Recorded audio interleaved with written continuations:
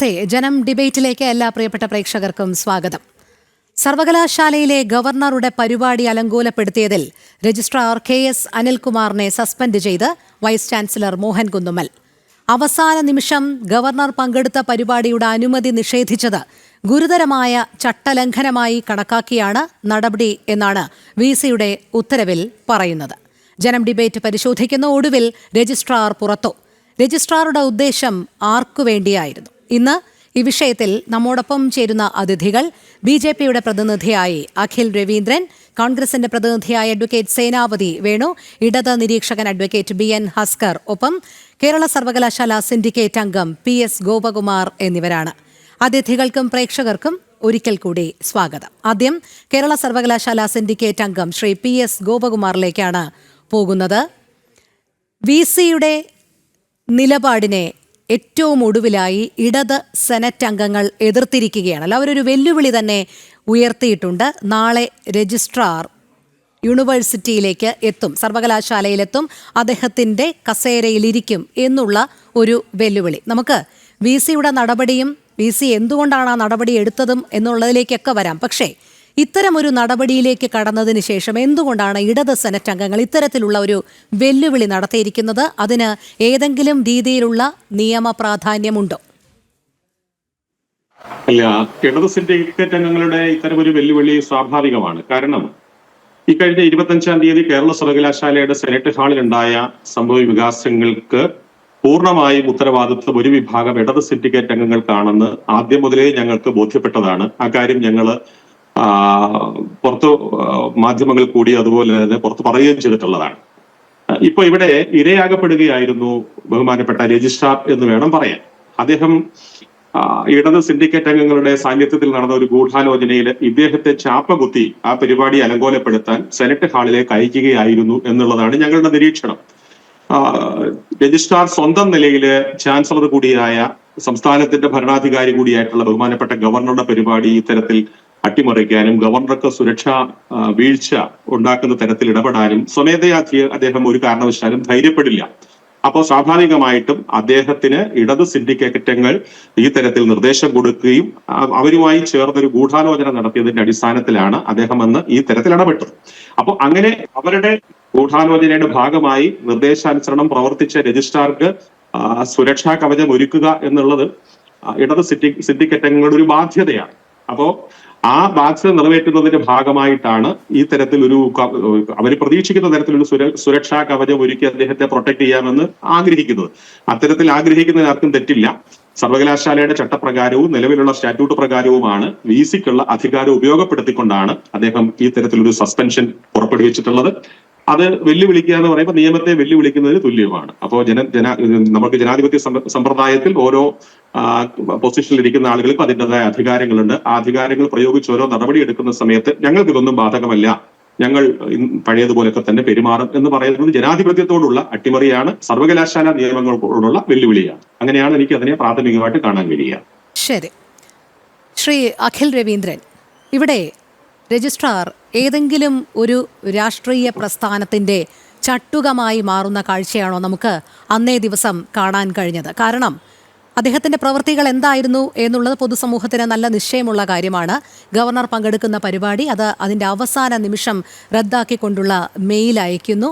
അതിന് ശേഷം അത് VC-യോട് പോലും ആലോചിക്കാതെയാണ്. അന്ന് അദ്ദേഹം പറയുന്നത് അതിൽ മതചിഹ്നം ഉണ്ടായിരുന്നു എന്നുള്ളതാണ്. തികച്ചും സ്വകാര്യമായ ഒരു പരിപാടിയായിരുന്നു. അപ്പോൾ അദ്ദേഹത്തിന് രജിസ്ട്രാർ എന്നുള്ള നിലയിൽ അതിൽ ഇടപെടേണ്ടതായ യാതൊരു കാര്യവും ഇല്ലാതിരുന്നിട്ട് കൂടി അദ്ദേഹം ഒരു ഇടപെടൽ നടത്തുന്നു എന്ന് മാത്രമല്ല, ആ ഇടപെടലിലൂടെയാണ് സർവകലാശാലയിലെ അവിടെയുള്ള സാഹചര്യം മോശമാകുന്നതും SFI വിദ്യാർത്ഥി സംഘടനകളടക്കം അവിടെ എത്തുകയും ഒരു സംഘർഷ സാഹചര്യം സൃഷ്ടിക്കുന്നതിലേക്കടക്കം അത് നയിക്കുകയും ചെയ്തു. അപ്പോൾ ആ പ്രവൃത്തികളെല്ലാം ഓരോന്നോരോന്നായി തികച്ചും ആരുടെയോ സമ്മർദ്ദത്തിൻ്റെ ഫലമായി തന്നെ രജിസ്ട്രാർ അത് നടപ്പിലാക്കിയതാണ്.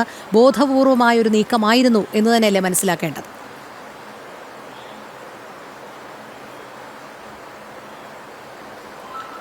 തീർച്ചയായിട്ടും രോഹിണി, നമുക്ക് മനസ്സിലാക്കാൻ സാധിക്കുന്നത് പോലെ ഈ പ്രോഗ്രാം അലങ്കോലമാകണം എന്നാഗ്രഹിച്ചുകൊണ്ട് തന്നെ അത് വളരെ രാഷ്ട്രീയപരമായിട്ടുള്ള CPM-ൻ്റെയും സർക്കാരിൻ്റെയൊക്കെ ഭാഗത്തു നിന്നുള്ള വലിയ രീതിയിലുള്ള ഗൂഢാലോചനയുടെ ഭാഗമായിട്ട് തന്നെയാണ് ആ പരിപാടി അലങ്കോലപ്പെടുത്തുവാൻ വേണ്ടിയിട്ട് ഇടത് സിൻഡിക്കേറ്റ് അംഗങ്ങളടക്കമുള്ള ആളുകൾ SFIയുടെയും DYFIയുടെയും CPMന്റെയും ഒക്കെ നേതാക്കന്മാരും പ്രവർത്തകരും ഒക്കെ വന്നുകൊണ്ട് ആ പരിപാടി അലങ്കോലപ്പെടുത്തിക്കൊണ്ട് ഒരു വിവാദം സൃഷ്ടിക്കുക എന്നുള്ള ലക്ഷ്യത്തോടു കൂടിയാണ് അത്തരത്തിലുള്ള നീക്കം നടന്നിട്ടുള്ളത്. നമുക്കത് അന്നത്തെ ചിത്രങ്ങളും അന്നത്തെ വാർത്തകളും ഒക്കെ നമ്മൾ കണ്ടു കഴിഞ്ഞാൽ നമുക്ക് കൃത്യമായിട്ട് മനസ്സിലാക്കാൻ സാധിക്കും. ഇതിനകത്തൊരു ഗൂഢാലോചന പ്രവർത്തിക്കുന്നുണ്ടായിരുന്നു. ഇതൊരു അനാവശ്യമായിട്ടുള്ളൊരു വിവാദമാണ്. ആ വിവാദം ഇന്ന് കേരളത്തിൽ കത്തിച്ചു നിർത്തണം, അല്ലെങ്കിൽ ഇത്തരത്തിലൊരു വിവാദം കേരളത്തിൽ ചർച്ച ചെയ്യപ്പെടണമെന്ന് ആഗ്രഹിക്കുന്നത് CPMനും കോൺഗ്രസിനും ഒരുപോലെയാണ്. ഈ ഒരു കാര്യത്തിൽ രണ്ടുപേരും ഒരു സംഘടനയായിട്ട് പ്രവർത്തിച്ചുകൊണ്ടിരിക്കുകയാണ്. രാജ്യത്തിൻ്റെ അഖണ്ഡതയെയും പൈതൃകത്തെയും നമ്മുടെ സംസ്കാരത്തെയും ഒക്കെ ബഹുമാനിച്ചുകൊണ്ട് അത് ഊട്ടി ഉറപ്പിച്ചുകൊണ്ട് ആ അഖണ്ഡത ഊട്ടി ഉറപ്പിച്ചുകൊണ്ട് മുന്നോട്ട് പോകാൻ അധികാരമുള്ള ആൾ തന്നെയാണ് ഗവർണർ. അദ്ദേഹം അത് ചെയ്തു. ആ ചെയ്ത പ്രവൃത്തിയെ ഇത്തരത്തിൽ ഒരു വിവാദം സൃഷ്ടിച്ചുകൊണ്ട് അനാവശ്യമായി ആ പരിപാടി അലങ്കോലപ്പെടുത്തിക്കൊണ്ട് ഭാരതമാതാവിനെയും ഭാരത സങ്കല്പത്തെയും ഇകഴ്ത്തി കാണിക്കുവാൻ വേണ്ടിയിട്ട് ഈ കേരളത്തിലെ ചില ആളുകളെ സഹായിക്കാൻ വേണ്ടിയിട്ട് ഇടതുപക്ഷം ചെയ്തിട്ടുള്ള ഒരു തന്ത്രം മാത്രമാണ്. ആ തന്ത്രത്തിൽ കേരളത്തിലെ പൊതുജനം വീഴില്ല എന്ന് തന്നെയാണ് എനിക്ക് ഈ വിഷയത്തിൽ ആമുഖമായിട്ട് പറയാനായിട്ടുള്ളത്. ശരി, ശ്രീ PS ഗോപകുമാർ, ഇവിടെ നേരത്തെ തന്നെ നമ്മൾ സൂചിപ്പിക്കുകയുണ്ടായി, രജിസ്ട്രാർ, താങ്കൾ തന്നെ പറഞ്ഞതാണ്, രജിസ്ട്രാർ ആരുടെയോ സമ്മർദ്ദത്തിന് വഴങ്ങി എന്നുള്ളത്. അത്തരത്തിലൊരു ബാഹ്യ സമ്മർദ്ദത്തിന് വഴങ്ങിക്കൊണ്ട് രജിസ്ട്രാർക്ക് ആ പദവി ദുരുപയോഗം ചെയ്യാൻ സാധിക്കുമോ? അദ്ദേഹം തികച്ചും അതിൽ ബോധവാനാകുകയില്ലേ? പിന്നെ എന്തുകൊണ്ടാണ് അതിലേക്ക് നയിച്ചത്? രജിസ്ട്രാർ ബാഹ്യ സമ്മർദ്ദങ്ങൾക്ക് വഴങ്ങിയെന്ന് വിശ്വസിക്കാൻ പല കാരണങ്ങളുമുണ്ട്. ഒന്ന്, അദ്ദേഹം കേരള സർവകലാശാലയുടെ കീഴിലുള്ള ഒരു എയ്ഡഡ് കോളേജിലെ അധ്യാപകനായിട്ട് പ്രവർത്തിക്കുകയായിരുന്നു. അതിനുശേഷം ആ കോളേജിന്റെ ദേവസ്വം ബോർഡിന്റെ ഉടമസ്ഥതയിലുള്ള ഒരു കോളേജിന്റെ പ്രിൻസിപ്പളായിട്ട് അധികാരമേറ്റു. അപ്പോ സ്വാഭാവികമായിട്ടും എയ്ഡഡ് കോളേജിലെ ഒരു അധ്യാപകൻ അല്ലെങ്കിൽ പ്രിൻസിപ്പൾ എന്നുള്ള നിലയിൽ സർവകലാശാലയുടെ രജിസ്ട്രാറിലേക്ക് ഡെപ്യൂട്ടേഷന് നോർമലി അത് സാധിക്കുന്ന ഒന്നല്ല. ചട്ടപ്രകാരം സർവീസ് റൂൾസ് അനുസരിച്ച് ഗവൺമെന്റ് സർവൻസ് അല്ലെങ്കിൽ ഗവൺമെന്റ് ഉദ്യോഗസ്ഥന്മാരെയാണ് മറ്റേതെങ്കിലും ഒരു വകുപ്പിലേക്ക് അവരുടെ സേവനം ആവശ്യപ്പെടുന്ന സമയത്ത് ഡെപ്യൂട്ടേഷനായിട്ട് പോവുകയും വരികയൊക്കെ ചെയ്യുക. ഇവിടെ അങ്ങനെയല്ല. കേരളത്തിലെ ഒരു എയ്ഡഡ് സ്ഥാപനത്തിലെ പ്രിൻസിപ്പൽ എന്നുള്ള നിലയിൽ അദ്ദേഹത്തിന് സർവകലാശാലയുടെ രജിസ്ട്രാർ പദവിയിലേക്ക് ഡെപ്യൂട്ടേഷൻ വരാൻ സാധാരണഗതിയിലെ ചട്ടങ്ങൾ അനുവദിക്കില്ല. പക്ഷെ ഗവൺമെന്റിന് അദ്ദേഹത്തോട് താല്പര്യമുണ്ട്. ആ താല്പര്യത്തിന്റെയും അതുപോലെ തന്നെ ഇടത് സിൻഡിക്കേറ്റ് അംഗങ്ങളുടെ ഭൂരിപക്ഷം ഉപയോഗപ്പെടുത്തിക്കൊണ്ടുമാണ് അദ്ദേഹം സർവകലാശാലയുടെ രജിസ്ട്രാർ പദവിയിലെത്തിയത്. ആ രജിസ്ട്രാർ എന്നുള്ള നിലയിൽ 4 വർഷം പൂർത്തിയാക്കിയതിനു ശേഷം അദ്ദേഹത്തിന്റെ പുനർനിയമനം വന്ന സമയത്തും സ്വാഭാവികമായിട്ട് ഇതേപോലെ തന്നെ ഇടത് സിൻഡിക്കേറ്റ് അംഗങ്ങളുടെ ഭൂരിപക്ഷം ഉപയോഗപ്പെടുത്തിക്കൊണ്ടാണ് അദ്ദേഹത്തെ ആ പോസ്റ്റിലേക്ക് അവരോധിച്ചത്. അപ്പോൾ സ്വാഭാവികമായിട്ട് അവരോടൊരു വിധേയത്വം തോന്നാം. അതൊരു കുറ്റമായിട്ട് നമുക്ക് കാണാൻ സാധിക്കും. ജനാധിപത്യത്തിൽ എങ്ങനെ പാടുണ്ടോ എന്നുള്ളത് വേറൊരു കാര്യം. പക്ഷെ ഇപ്പോഴത്തെ നമ്മുടെ നാട്ടു നടപ്പനുസരിച്ച് അവരുടെ ഒരു താല്പര്യപ്രകാരം ആ പദവിയിലേക്ക് വന്ന ആളെന്നുള്ള നിലയിൽ അവരുടെ താല്പര്യങ്ങൾക്കും അതുപോലെ തന്നെ നിർദ്ദേശങ്ങൾക്കും വശംവദനാകുക എന്നുള്ളത് സ്വാഭാവികമാണ്. ഇവിടെ എന്തുകൊണ്ടാണ് അദ്ദേഹം ഈ തരത്തിലൊരു ഗൂഢാലോചനയ്ക്ക് വശംവദനായി അല്ലെങ്കിൽ ഗൂഢാലോചനയുടെ ഭാഗമായിട്ടാണ് ഈ സെനറ്റ് ഹാളിലെ പരിപാടിയിൽ ഇടപെട്ടത് എന്ന് പറയാൻ നമുക്ക് ചില ബോധ്യങ്ങളുണ്ട്. ഒന്ന്, നമുക്കറിയാം, ശ്രീ പത്മനാഭ സേവാ സമിതി അടിയന്തരാവസ്ഥയുടെ 50ാം വാർഷികത്തിന്റെ ആചരണവുമായി ബന്ധപ്പെട്ടാണ് സെനറ്റ് ഹാളില് വളരെ നേരത്തെ തന്നെ 65,000-ഓളം രൂപ 3 ഹെഡിലായിട്ട് ക്ലീനിങ് ചാർജ് 2,000 രൂപ പലവട്ടം പറഞ്ഞിട്ടുള്ളതാണ്. അതുപോലെ റീഫണ്ടബിൾ ആയിട്ടുള്ള ഒരു 10,000 രൂപയടക്കം 65,000 രൂപ ഹാളിന് വാടക അനുസരിച്ച് നിശ്ചയിച്ചിട്ടുള്ളതാണ്. അപ്പോൾ അവർക്ക് രജിസ്ട്രാർ സർവകലാശാലയുടെ ഇത്തരത്തിലുള്ള സ്റ്റാറ്റ്യൂട്ട് പ്രകാരം അല്ലെങ്കിൽ റൂൾസ് ആൻഡ് റെഗുലേഷൻസ് പ്രകാരം സെനറ്റ് ഹാൾ വാടകയ്ക്ക് കൊടുക്കുന്നതിന് ചില നിബന്ധനകളുണ്ട് എന്ന് പറഞ്ഞു. അപ്പോൾ മതപരമായ ആരാധനകൾ പാടില്ല. അടിവരയിട്ട് പറയാം, മതപരമായ ആരാധനകൾക്ക് ഈ സ്ഥലം ഉപയോഗിക്കരുത്. അതുപോലെ തന്നെ മതപരമായ പ്രഭാഷണങ്ങൾക്ക് ഹാൾ ഉപയോഗിക്കരുത്. ഈ കണ്ടീഷൻ അവർക്ക് കൊടുക്കുകയും അവർ ആ കണ്ടീഷൻ പരസ്പരം അംഗീകരിച്ചതിന്റെ അടിസ്ഥാനത്തിലാണ് ഈ പരിപാടിക്ക് ഹാൾ വിട്ടുകൊടുത്തത്. യൂണിവേഴ്സിറ്റിയുടെ പ്രവർത്തന സമയം 25-ാം തീയതി വൈകിട്ട് 5 മണിക്ക് ശേഷമേ നിങ്ങൾക്ക് ഹാൾ ഉപയോഗിക്കാൻ പാടുള്ളൂ. 5:30 മണിക്കാണ് പരിപാടി നിശ്ചയിച്ചിട്ടുള്ളത്. 5 മണിക്ക് ഹാളിന്റെ ക്രമീകരണങ്ങളുമായി ബന്ധപ്പെട്ടതിന് സംഘാടകർ അവർ വരുന്ന സമയത്ത് ഇദ്ദേഹം അവിടെ വരുന്നുണ്ട്. അത് മറ്റാരുടെയോ ഇടപെടലോ നിർദ്ദേശമോ അനുസരിച്ചാണെന്നാണ് മനസ്സിലാക്കുന്നത്. അവിടെ വരുന്ന സമയത്ത് 5:30 ബഹുമാനപ്പെട്ട കേരള ഗവർണറുടെ, അത് സർവകലാശാലയെ സംബന്ധിച്ചിടത്തോളം സർവകലാശാലയുടെ പരമാധികാരി കൂടിയാണ്. അപ്പൊ സർവകലാശാലയുടെ പരമാധികാരി കൂടിയായിട്ടുള്ള ഗവർണർ പങ്കെടുക്കുന്ന പരിപാടി സംബന്ധിച്ച് അതിന്റെ അന്തിമ തയ്യാറെടുപ്പുകൾ നടക്കുന്നു. സെക്യൂരിറ്റി ഉദ്യോഗസ്ഥന്മാരെ, സംസ്ഥാന ഭരണ തലവൻ എന്നുള്ള നിലയിൽ അദ്ദേഹത്തിന്റെ സുരക്ഷാ പരിശോധനകൾ പൂർത്തിയാക്കുന്നു. അവരെ ആ പ്രോഗ്രാമിന്റെ ഉത്തരവാദിത്വം രാജ്ഭവനിൽ നിന്ന് വന്നിട്ടുള്ള ഉദ്യോഗസ്ഥന്മാർ അല്ലെങ്കിൽ സുരക്ഷാ ചുമതലയുള്ള ഉദ്യോഗസ്ഥന്മാർ ഏറ്റെടുക്കുന്നു. എല്ലാ സെക്യൂരിറ്റി പരിശോധനകളും പൂർത്തിയാക്കിയ സമയത്താണ് ബഹുമാനപ്പെട്ട രജിസ്ട്രാർ അവിടെ വന്നിട്ട് ആദ്യം പറയുന്നത്, ഇത് നിങ്ങൾ മതപരമായ ചിഹ്നങ്ങൾ ഉപയോഗിച്ചിരിക്കുന്നു എന്ന് പറഞ്ഞിട്ട് ഇതിന്റെ ക്യാൻസൽ ചെയ്യും, ഈ പെർമിഷന്, ഈ സെനറ്റ് ഹാളുകളുടെ അനുമതി റദ്ദാക്കും എന്ന് പറയുക. അപ്പോൾ അനുമതി റദ്ദാക്കും എന്ന് പറയുന്നതല്ലാതെ രേഖാമൂലം കൊടുക്കാൻ തയ്യാറാകുന്നില്ല എന്ന് മാത്രമല്ല, അദ്ദേഹം മാധ്യമങ്ങളോട് നേരത്തെ ഞാൻ സൂചിപ്പിച്ചതുപോലെ സുരക്ഷാ പരിശോധന എല്ലാം പൂർത്തിയാക്കിയിട്ട് ഗവർണറുടെ സാന്നിധ്യത്തിന് വേണ്ടി പ്രതീക്ഷിച്ചിരിക്കുന്ന സമയത്ത് സെനറ്റ് ഹാളില് ഇദ്ദേഹം കടന്നു കയറുകയാണ്. കേരളത്തിലെ മുഴുവൻ മാധ്യമങ്ങളും, ഓൺലൈൻ മാധ്യമങ്ങളടക്കം, പ്രിന്റ് മീഡിയ അടക്കം, അതുപോലെ തന്നെ വിഷ്വൽ മീഡിയാസ് അടക്കം നിരവധി മാധ്യമപ്രവർത്തകരും അവിടെ നേരിട്ട് ഇദ്ദേഹം അഭിമുഖം നടത്തുകയാണ്. ഇതിനുള്ള അനുമതി റദ്ദാക്കുമെന്ന് പറയുകയാണ്. യഥാർത്ഥത്തിൽ അദ്ദേഹത്തിന് യാതൊരു സർവീസ് സംബന്ധമായിട്ട് യാതൊരു അധികാരവുമില്ലാത്ത ഒരു കാര്യമാണ് അവിടെ പ്രഖ്യാപിക്കുന്നത്. അങ്ങനെ ഈ പരിപാടി 5:30 നടക്കേണ്ട പരിപാടി 55 മിനിറ്റ് നേരം ബഹുമാനപ്പെട്ട രജിസ്ട്രാർ ഇടപെടൽ മൂലം വൈകി. നേരത്തെ പറഞ്ഞതുപോലെ സുരക്ഷാ പരിശോധനകൾ പൂർത്തിയാക്കിയ സെനറ്റ് ഹാളിലെ വേദി പൂർണ്ണമായിട്ടും സുരക്ഷിതത്വം ഇല്ലാതായി മാറി. ഗവർണർ വരുമോ ഇല്ലയോ എന്നുള്ളത് ആശങ്കയായി. അങ്ങനെ 6:25 55 മിനിറ്റ് നേരം വൈകിട്ടാണ് ഈ പ്രോഗ്രാം ഷെഡ്യൂൾ ചെയ്തതിൽ നിന്ന് 55 മിനിറ്റ് വൈകി പ്രോഗ്രാം ആരംഭിച്ചു. നമുക്കറിയാം, ബഹുമാനപ്പെട്ട ഗവർണർ VVIPകൾ പങ്കെടുക്കുന്ന, ഗവർണറെ പോലുള്ള ആളുകൾ VVIPകൾ പങ്കെടുക്കുന്ന സമയത്ത് ആ പ്രോഗ്രാമിന്റെ ഓരോ മിനിറ്റും ഷെഡ്യൂൾ ചെയ്യും. അത് രാജ്ഭവനിൽ ഉദ്യോഗസ്ഥന്മാർ അപ്രൂവ് ചെയ്തിട്ടാണ്, രാജ്ഭവനിലെ ഭരണ സംവിധാനം അപ്രൂവൽ ചെയ്ത് കൊടുക്കുന്ന അനുസരിച്ചാണ് ഇത് പ്രോഗ്രാം നടക്കുന്നത്. ഓരോ മിനിറ്റിലും ഓരോ പ്രോഗ്രാം ഉണ്ട്, അല്ലെങ്കിൽ ഓരോ കാര്യങ്ങൾ അവിടെ നടക്കണം ആ ഷെഡ്യൂൾ പ്രകാരം. അങ്ങനെ നിശ്ചയിക്കപ്പെട്ട പരിപാടി 55 മിനിറ്റ് വൈകി തുടങ്ങുന്നു. ഇദ്ദേഹം പോയിട്ട് വീണ്ടും ഒരു 14 മിനിറ്റ്, അതായത് ബഹുമാനപ്പെട്ട ചാൻസലർ കൂടിയായ ഗവർണർ സർവകലാശാലയുടെ സെനറ്റ് ഹാളിലെത്തി നിശ്ചയിക്കപ്പെട്ട പ്രോഗ്രാം ആരംഭിച്ച് അതിന്റെ ദേശീയ ഗാനത്തോടുകൂടി ആരംഭിച്ച് മുന്നോട്ട് പോകുന്ന സമയത്താണ് ഒരു മെയിൽ രാജ്ഭവനിലേക്ക് അയക്കുന്നത്, ഈ പരിപാടിക്കുള്ള അനുമതി റദ്ദാക്കി എന്നുള്ളത്. ഇതേ സമയത്ത് തന്നെ കേരള സർവകലാശാലയുടെ ഗേറ്റിന് പുറത്ത് ഒരു ഇടത് സിൻഡിക്കേറ്റ് അംഗം അദ്ദേഹത്തിന്റെ നേതൃത്വത്തിൽ അവിടെ മാധ്യമങ്ങളോട് പറയുകയാണ്, ഒരടി മുന്നോട്ട് ഗവർണറെ, ചാൻസലറെ ഞങ്ങൾ കടത്തിവിടില്ല എന്ന് ആഹ്വാനം ചെയ്യുകയാണ്, മാധ്യമങ്ങളോട് ആഹ്വാനം ചെയ്യുകയാണ്. ഇതനുസരിച്ച് 100 കണക്കിന് കുട്ടികൾ, SFIയുടെ കുട്ടികളും അതുപോലെ തന്നെ ഈ ഗവർണറുടെ തന്നെ പരിപാടി അലങ്കോലപ്പെടുത്താൻ നേരത്തെ പാർട്ടി നിയോഗിച്ച ആളുകളും ഒക്കെ തന്നെ അവിടെ കടന്നു വരികയാണ്. അവരെല്ലാം ഈ സെനറ്റ് ഹാളിന് മുന്നിൽ തടിച്ചുകൂടിയിട്ട് ഗവർണറുടെ പരിപാടി, ഗവർണർക്ക് സുരക്ഷാ പ്രശ്നം പോലും ഉണ്ടാകുന്ന തരത്തിലാണ് ഇടപെടുന്നത്. അപ്പൊ ഇത് രണ്ടും കൂടി ചേർത്ത് വായിക്കുന്ന സമയത്ത് ബഹുമാനപ്പെട്ട രജിസ്ട്രാർ ഇടത് സിൻഡിക്കേറ്റ് അംഗങ്ങളുമായിട്ട് ചേർന്ന് ഗൂഢാലോചന നടത്തി. ആ ഗൂഢാലോചനയുടെ അനുസരിച്ചുള്ള തിരക്കഥയുടെ അനുസരിച്ചാണ് അദ്ദേഹം അവിടെ വന്ന് ഈ തരത്തിൽ മാധ്യമങ്ങളെ കണ്ടതും ഇല്ലാത്ത അധികാരം ഉപയോഗിച്ചുകൊണ്ട് ഈ പരിപാടി ക്യാൻസൽ ചെയ്യുന്നു എന്ന് പ്രഖ്യാപിച്ചത് പരിപാടി നടക്കുന്ന സമയത്താണ്. അപ്പോ ഇതാണ് അവിടെ നടന്നിട്ടുള്ളത്. ശ്രീ അഖിൽ രവീന്ദ്രൻ, ഇവിടെ വളരെ ബോധപൂർവം തന്നെ രജിസ്ട്രാർ ആരുടെയൊക്കെയോ ചട്ടുകമാകുന്നതാണ് കാണാൻ കഴിഞ്ഞത് ആ പരിപാടിയിൽ. പക്ഷേ അതിൽ നിന്നൊക്കെ വ്യത്യസ്തമായ ഒരു നിലപാട് സ്വീകരിക്കേണ്ട ഉത്തരവാദിത്വം അദ്ദേഹത്തിന് ഉണ്ടായിരുന്നു എന്നുള്ളതാണ് യാഥാർത്ഥ്യവും. പക്ഷേ ഇതിൽ നിന്നൊക്കെ വ്യത്യസ്തമായി ആ സമ്മർദ്ദത്തിന് വഴങ്ങി ഗവർണറുടെ പരിപാടി അലങ്കോലപ്പെടുത്തുക എന്നുള്ള ലക്ഷ്യത്തിലേക്ക് അദ്ദേഹത്തെ കൊണ്ടുചെന്ന് എത്തിക്കാൻ, അല്ലെങ്കിൽ സമ്മർദ്ദതന്ത്രത്തിലാക്കാൻ അവിടെയുള്ള മറ്റംഗങ്ങൾക്കും ഒപ്പം രാഷ്ട്രീയമായി തന്നെ ചിലർക്കും കഴിഞ്ഞു എന്ന് വരുന്നത് അങ്ങേയറ്റം അപഹാസ്യമായ ഒരു കാര്യം തന്നെയല്ലേ? കാരണം കഴിഞ്ഞ കുറച്ചു നാളുകളായി ഗവർണർക്കെതിരെ വച്ചു പുലർത്തുന്ന സർക്കാരിൻ്റെ CPMന്റെ മനോഭാവം നമ്മൾ കണ്ടതാണ്. അത് കൃഷിവകുപ്പ് മന്ത്രിയിൽ തുടങ്ങി വിദ്യാഭ്യാസ മന്ത്രിയിൽ എത്തി നിൽക്കുന്നു, രാജ്ഭവനിൽ നടത്തിയ അവഹേളനം ഉൾപ്പെടെ. അതിനുശേഷം ഗവർണർ ഒരു പൊതുപരിപാടിയിൽ, ഒരു സ്വകാര്യ പരിപാടിയിൽ പങ്കെടുക്കുന്നതിനായിട്ടാണ് സെനറ്റ് ഹാളിലേക്ക് വരുന്നത്. ആദ്യം തന്നെ അതിന് അനുമതി കിട്ടുകയും ചെയ്തു. പക്ഷേ അവസാന നിമിഷം ഇത്തരത്തിലുള്ള ഒരു അലങ്കോലപ്പെടുത്തലിലേക്ക് എത്തിച്ചതിൻ്റെ പിന്നിൽ കൃത്യമായ രാഷ്ട്രീയ അജണ്ടയുണ്ട് എന്ന് തന്നെയല്ലേ പറയേണ്ടിയിരിക്കുന്നത്?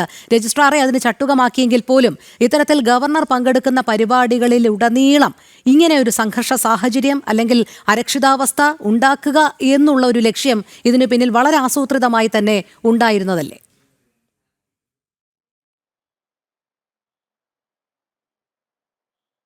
തീർച്ചയായിട്ടും എനിക്കിവിടെ സൂചിപ്പിക്കാനുള്ളത് അടിയന്തരാവസ്ഥയെ ഓർമ്മപ്പെടുത്തുന്ന ഒരു സാഹചര്യത്തിലൂടെയാണ് ഇപ്പോൾ കടന്നു പോകുന്നത്.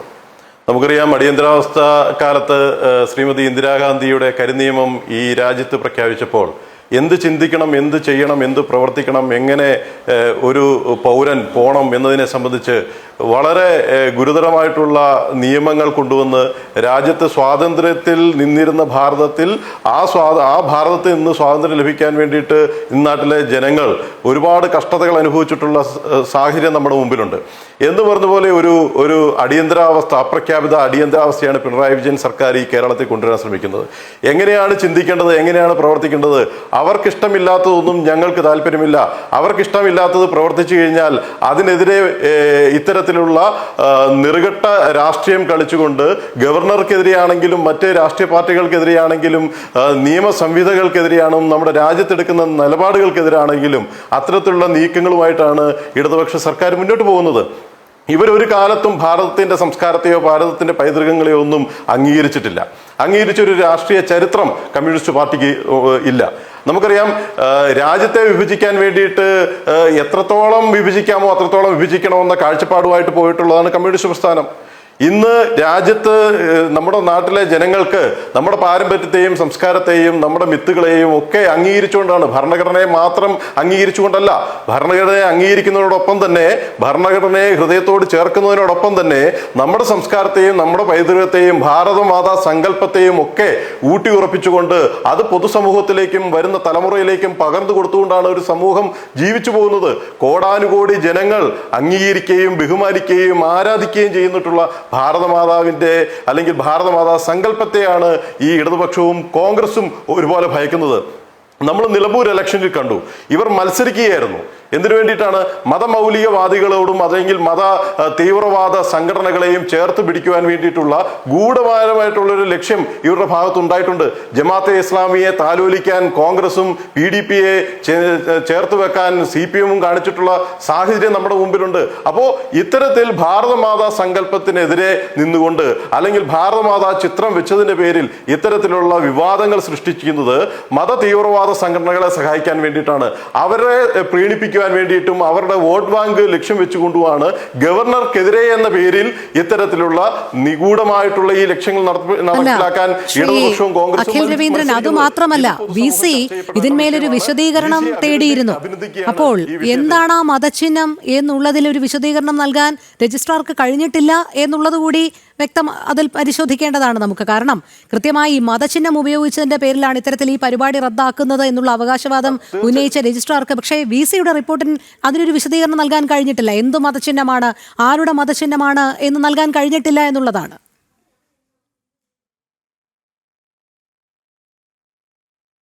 അതാണ് ഇവിടുത്തെ ഏറ്റവും വലിയ ചർച്ച ചെയ്യപ്പെടുന്ന ഒരു വിഷയം. ഭാരതമാതാവ് ഏതെങ്കിലും ഒരു മതത്തിന്റെ പ്രതീകമാണോ?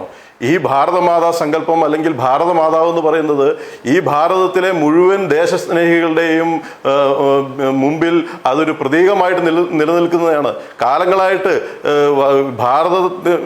ഭരണഘടന രൂപീകരിക്കുന്നതിന് മുമ്പ് തന്നെ ഭാരതമാതാ സങ്കല്പമുണ്ട്. നമുക്കറിയാം, നമ്മുടെ നാട്ടിൽ അത്തരത്തിൽ ചിന്തകളോടുകൂടി പ്രവർത്തിക്കുന്ന സംഘടനകളുണ്ട്.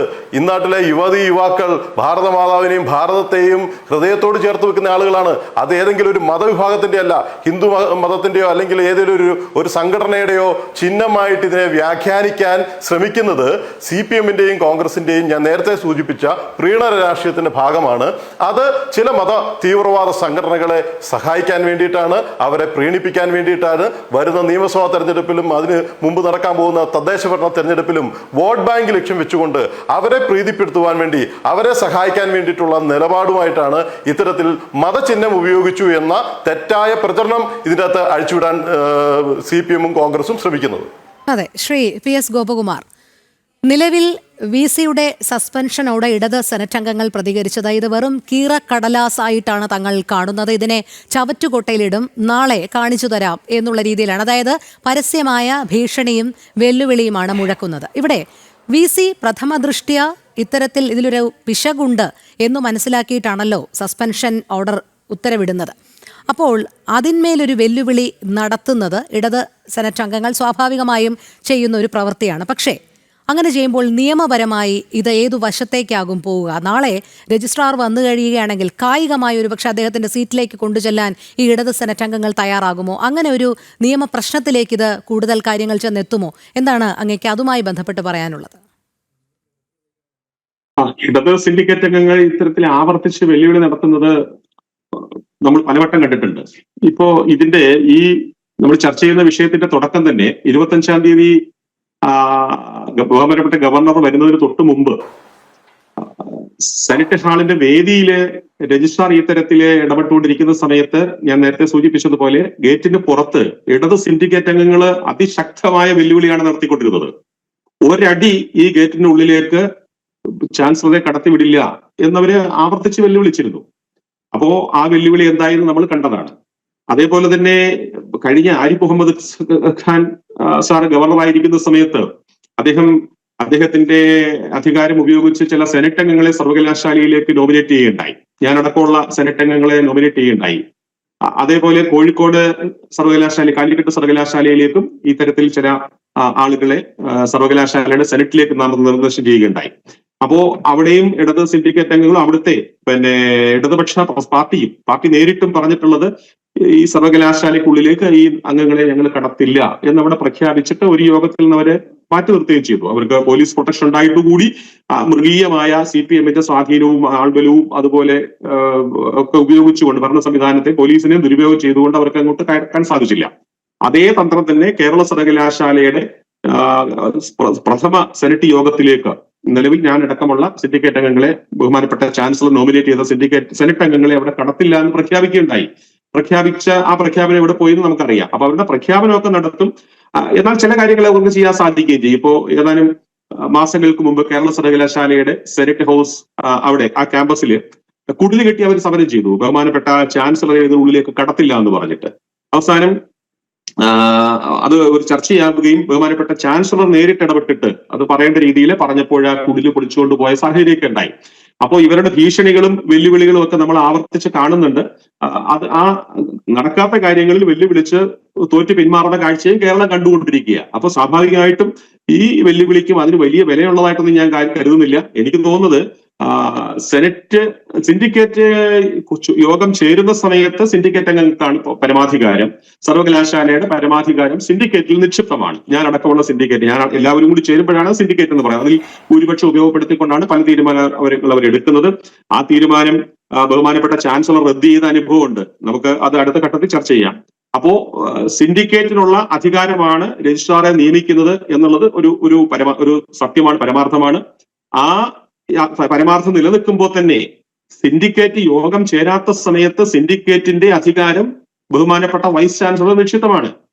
അപ്പൊ സിൻഡിക്കേറ്റ് ചേരാത്ത സമയത്ത് വളരെ ഗൗരവമുള്ള ഇത്തരത്തിലൊരു സംഗതി സർവകലാശാലയിൽ നടന്നു എന്ന് മനസ്സിലാക്കിയിട്ട് അത് സംബന്ധിച്ച് വേണ്ട റിപ്പോർട്ടുകൾ വാങ്ങി ആ റിപ്പോർട്ടുകൾ പരിശോധിച്ച ശേഷം അദ്ദേഹത്തിന്റെ അധികാരം ഉപയോഗിച്ചുകൊണ്ട് തന്നെയാണ് വൈസ് ചാൻസലർ ഇത്തരത്തിലൊരു ഉത്തരവിറക്കിയിട്ടുള്ളത്.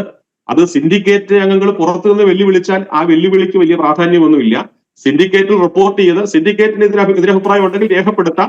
ആ രേഖപ്പെടുത്തി അദ്ദേഹത്തെ കുറ്റവിമുക്തനാക്കാനുള്ള സ്വാതന്ത്ര്യം അധികാരമൊക്കെ പിന്നീടുണ്ട്. പക്ഷേ ഇപ്പോൾ ബഹുമാനപ്പെട്ട വൈസ് ചാൻസലർ എടുത്തിരിക്കുന്നത് സർവകലാശാലയുടെ ചട്ടപ്രകാരം ശരിയായ നടപടിയാണ്. ആ ചട്ടപ്രകാരം അദ്ദേഹം എടുത്തിരിക്കുന്ന ഉത്തരവിനെ അനുസരിക്കുക എന്നുള്ളതാണ് രജിസ്ട്രാർക്ക് ചെയ്യാൻ കഴിയുക. അപ്പോ നേരത്തെ പറഞ്ഞതുപോലെ ഇടത് സിൻഡിക്കേറ്റ് അംഗങ്ങൾ ആസൂത്രണം ചെയ്ത ആ ഗൂഢാലോചനയിൽ പങ്കാളിയായി എന്നുള്ളത് കൊണ്ട് അദ്ദേഹത്തെ പ്രൊട്ടക്ട് ചെയ്യേണ്ട ബാധ്യത തങ്ങൾക്കുണ്ട് എന്നുള്ളത് കൊണ്ട് അദ്ദേഹത്തെ ഞങ്ങൾ പ്രൊട്ടക്ട് ചെയ്തോളാം എന്നൊരു മിഥ്യാധാരണ പൊതുസമൂഹത്തിലും അല്ലെങ്കിൽ അവരെ സ്നേഹിക്കുന്നവർക്കും അതുപോലെ തന്നെ രജിസ്ട്രാർക്കും കൊടുക്കുക എന്നുള്ളതായിരിക്കാം ഈ ഭീഷണിയുടെയും വെല്ലുവിളിയുടെയും ഉദ്ദേശം എന്നാണ് എനിക്ക് മനസ്സിലാകുന്നത്. അതായത് ശ്രീ PS ഗോപകുമാർ ബോധപൂർവം ജനങ്ങളെ തെറ്റിദ്ധരിപ്പിക്കുക എന്നുള്ള ഒരു ഉദ്ദേശം. കാരണം ഈ സസ്പെൻഷൻ എന്നുള്ളത് ഒരു ശിക്ഷാ നടപടിയല്ല എന്നുള്ളതറിയാം. ഇനി എൻക്വയറികൾ നടക്കും, അത് സിൻഡിക്കേറ്റിന് മുന്നിൽ അവതരിപ്പിക്കും, എന്നിട്ടായിരിക്കും തുടർ നടപടികൾ എന്നൊക്കെയുള്ളത് സിൻഡിക്കേറ്റ് അംഗങ്ങൾക്ക് കൃത്യമായിട്ട് അറിയാം. അപ്പോൾ അവർ ഇത്തരത്തിലുള്ള ചില നാടകങ്ങൾ നടത്തുന്നത് ജനങ്ങളെ കൂടി തെറ്റിദ്ധരിപ്പിക്കുക എന്നുള്ളൊരു ഉദ്ദേശത്തിന്റെ അടിസ്ഥാനത്തിൽ തന്നെയാണ് എന്നാണ് മനസ്സിലാക്കേണ്ടതല്ലേ? അതെ, അത് തന്നെയാണ്. ഈ ബഹുമാനപ്പെട്ട ചാൻസലറെ ഒരടി മുന്നോട്ട് കടത്തില്ല എന്നൊരു സിൻഡിക്കേറ്റ് അംഗം പരസ്യമായി വെല്ലുവിളിക്കുന്നത് കേരളം മുഴുവൻ, ലോകം മുഴുവൻ കണ്ടതാണല്ലോ വിഷ്വൽ മീഡിയാസിലൂടെ. വിഷ്വൽ മീഡിയ ഒരടി മുന്നോട്ട് ഞങ്ങൾ കടത്തില്ല. ആ പ്രഖ്യാപനം എവിടെ പോയി? ആ പ്രഖ്യാപനം പോലെ തന്നെ ഇതും സംഭവിക്കും. അദ്ദേഹത്തിനെ സസ്പെൻഡ് ചെയ്തത്. നേരത്തെ പറഞ്ഞതുപോലെ ഇതൊരു അന്തിമ വിധിയൊന്നും അല്ലെങ്കിൽ നടപടിയായിട്ടൊന്നും ആരും കരുതേണ്ട കാര്യമില്ല. കാരണം അവിടെ നടന്നത് ഗുരുതരമായ കൃത്യവിലോപങ്ങളൊക്കെ നടന്നിട്ടുണ്ട്, സുരക്ഷാ വീഴ്ച ഉണ്ടായിട്ടുണ്ട്. അപ്പൊ ക്രിമിനൽ ഒഫൻസ് ഉണ്ടാകാം ഇതിനകത്ത്. അത്തരത്തിലൊക്കെ കാര്യമായ ഒരു അന്വേഷണം വേണം. അപ്പൊ ആ അന്വേഷണത്തിന് പാതയൊരുക്കുക എന്നുള്ളതിന് മുന്നോടിയായിട്ടാണ് ഈ തരത്തിൽ സർവകലാശാലയുടെ വൈസ് ചാൻസലർ സിൻഡിക്കേറ്റ് യോഗം ചേരുന്നത് വരെ അദ്ദേഹത്തിൽ നിക്ഷിപ്തമായ അധികാരം ഉപയോഗപ്പെടുത്തിക്കൊണ്ട് എടുത്തിരിക്കുന്ന ഒരു പ്രാഥമിക നടപടിയാണ്. ഇതൊരു ശിക്ഷാ നടപടിയൊന്നുമല്ല. അപ്പോൾ ഒരു എൻക്വയറി നടത്തിയിട്ട് ഇതിൽ അദ്ദേഹത്തിന് വീഴ്ചയൊന്നും ഇല്ല എന്ന് കണ്ടെത്തിയാൽ അദ്ദേഹത്തിന് തിരിച്ചു വരാൻ സാധിക്കുമല്ലോ. അപ്പൊ അതുകൊണ്ട് ഞങ്ങൾ ഇത്തരം കാര്യങ്ങളൊന്നും സഹകരിക്കില്ല, ഞങ്ങൾ ഗവർണറെ കടത്തില്ല, അതുപോലെ ഞങ്ങൾ സെനറ്റിലേക്ക് കാര്യം കടത്തില്ല, അല്ലെങ്കിൽ സസ്പെൻഷൻ നടപടി ഞങ്ങൾ അംഗീകരിക്കില്ല എന്നൊക്കെ പറയുന്നത് ബാലിശമായ വെല്ലുവിളികൾ മാത്രമാണ്. അത് ജനാധിപത്യ സംവിധാനത്തെ അംഗീകരിക്കുന്ന ആർക്കും അതിനെ ഉൾക്കൊള്ളാൻ കഴിയില്ല. ബാലിശമായ അത്തരം വെല്ലുവിളികളെ അത്തരത്തിൽ തന്നെ നമുക്ക് പുച്ഛിച്ചു തള്ളാനേ കഴിയുകയുള്ളൂ. അതെ, തീർച്ചയായും. ശ്രീ അഖിൽ രവീന്ദ്രൻ, ഇവിടെ സർവകലാശാലകളെ രാഷ്ട്രീയവൽക്കരിക്കുന്ന ഒരു നയം ഇടതുപക്ഷ സർക്കാർ കാലാകാലങ്ങളായി അനുവർത്തിച്ചു പോരുന്ന ഒരു കാര്യമാണ്. അത് വ്യക്തമായത് നമ്മുടെ കഴിഞ്ഞ ഗവർണർ ആരിഫ് ഹുസൈൻ ഇക്കാര്യത്തിൽ ശക്തമായ ഒരു ഇടപെടൽ നടത്തിയപ്പോഴാണ്. VC-മാരുടെ നിയമനമടക്കമുള്ള കാര്യങ്ങൾ അദ്ദേഹം ചോദ്യം ചെയ്തു. അതിൽ ഇടപെട്ടപ്പോഴാണ് ഇടത് സർക്കാരിന് മുൻ ഗവർണർ അനഭിമതനായത്. ഇപ്പോൾ ഇതേ ഗവർണറോടും ഇതേ നിലപാട് സ്വീകരിക്കാൻ തുടങ്ങിയത് ഭാരതാംബയുടെ ചിത്രം രാജ്ഭവനിൽ വച്ചതുമായി ബന്ധപ്പെട്ടാണ്. പക്ഷേ അതൊരു ആയുധമാക്കുകയാണ് CPM അല്ലെങ്കിൽ ഇടത് സർക്കാർ എന്നുള്ളതല്ലേ വ്യക്തമാകുന്നത്. കാരണം സർവകലാശാലകളിലെ ഈ രാഷ്ട്രീയവൽക്കരണം അവർക്ക് ഗുണകരമാകാൻ വേണ്ടി മാത്രം കുറേ പേരെ നിയോഗിച്ച് നിർത്തുക, എന്നിട്ട് തങ്ങളുടെ ഇഷ്ടാനിഷ്ടങ്ങളൊക്കെ അവിടെ പ്രാവർത്തികമാക്കുക എന്നുള്ളൊരു ഗൂഢലക്ഷ്യം.